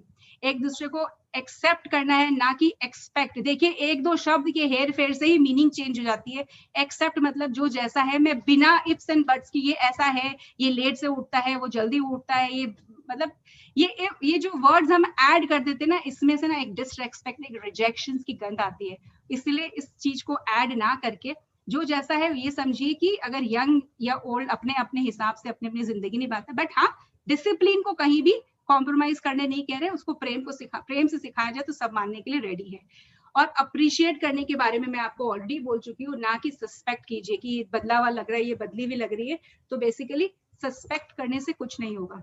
And last but not the least, हमारे यहाँ पे आज जो भी कपल्स, चाहे 50 साल की शादीशुदा जिंदगी हो, चाहे 50 दिन की, याद रखिएगा, गड़े मुर्दे उखाड़ने से कुछ भी नहीं होता है। अगर आज के बाद आप अपने अंदर झांके और समझ में आने लग जाए कि प्यार के नाम पे कहीं हम अनवांटेड एक्सपेक्टेशंस तो जोड़ के नहीं रखे, बिकॉज अनवांटेड एक्सपेक्टेशन अटैचमेंट की ऊट बैठ भी मेरे हिसाब से करे, उससे पेन के अलावा कुछ नहीं मिलेगा, बिकॉज अटैचमेंट केवल और केवल पेन देता है। तो हर रिश्तों की बुनियाद के लिए एक दूसरे को रेस्पेक्ट करना बहुत जरूरी है। जैसे कि आप सब देख सकते हैं, शेयर करना, कॉम्प्लीमेंट। अब कोई को लगेगा कि ये शेयर करने से आप क्या बोल रहे हैं, क्या बोलना चाहते हैं, तो चलिए इस कहानी के द्वारा मैं आपको समझाना चाहती हूँ। ये बिल्कुल रियल लाइफ टाइम स्टोरी है, ये कोई बनी बनाई स्टोरी नहीं है, बस मैंने इमेजेस यूज किए। तो एक बार मेरे एक रिलेटिव की वजह से, मुझे लगता था जितनी बार भी मैं उनसे मिलती हूँ, मुझे लगता है उनका 25 इयर्स ऑफ मैरिज के बाद भी जब भी पूछो तो ऐसा लगता ही नहीं था कि 25 साल की शादीशुदा जिंदगी हो गई। तो मुझे लगा चलो आज बात करके पता करते हैं क्या बात क्या है, what is the difference. Learning की क्यूरियोसिटी की वजह से मैं गई थी, let me be very honest, मैं खुद क्यूरियोसिटी के अंदाज से गई थी। तो ऐसा संडे का टाइम था, मुझे याद है, मॉर्निंग का आज था, और ये दोनों ही वर्किंग है। तो जैसे ही मैं बेल बजाई, गेट खुला था फिर भी बेल बजाई, और मैं देखी लड़की, वो जो वाइफ है, मेरा फ्रेंड, उसका हस्बैंड है, ये लड़की वाइफ साफी लगा रही थी, और बेल सुनने की वजह से लड़का दौड़ा मेरा फ्रेंड दौड़ के आता है, एंड ये बकेट जो पानी का आप देख रहे हैं वो गिरा, उसके पांव से किक होके गिर जाता है। बट कैन यू गेस, अगर कहीं कुछ लोग तो ऐसे होते हैं, दिखता नहीं है क्या, अंधे थे क्या, देख के चल रहा था, मेरा काम बढ़ा दिया, वगैरह वगैरह, और ये बोल सकते थे तुमको अभी मिला था, बीच में ही रख दिया, साइड में नहीं रख सकती, तुमको पता नहीं, गेट नहीं देख सकती, कितनी तरह की हम बातें बोल देते। बट यहाँ मुझे कुछ और ही देखने को मिला। इस बंदे ने उससे कहा, आई एम सो सॉरी, मेरे वजह से तुम्हारा काम बढ़ गया। तो इसकी वाइफ उसको बोलती है कि आपकी गलती नहीं है, इट्स नॉट योर फॉल्ट, मैंने इसे बीच में रख दिया था, नेक्स्ट टाइम से मैं चेक कर लूंगी।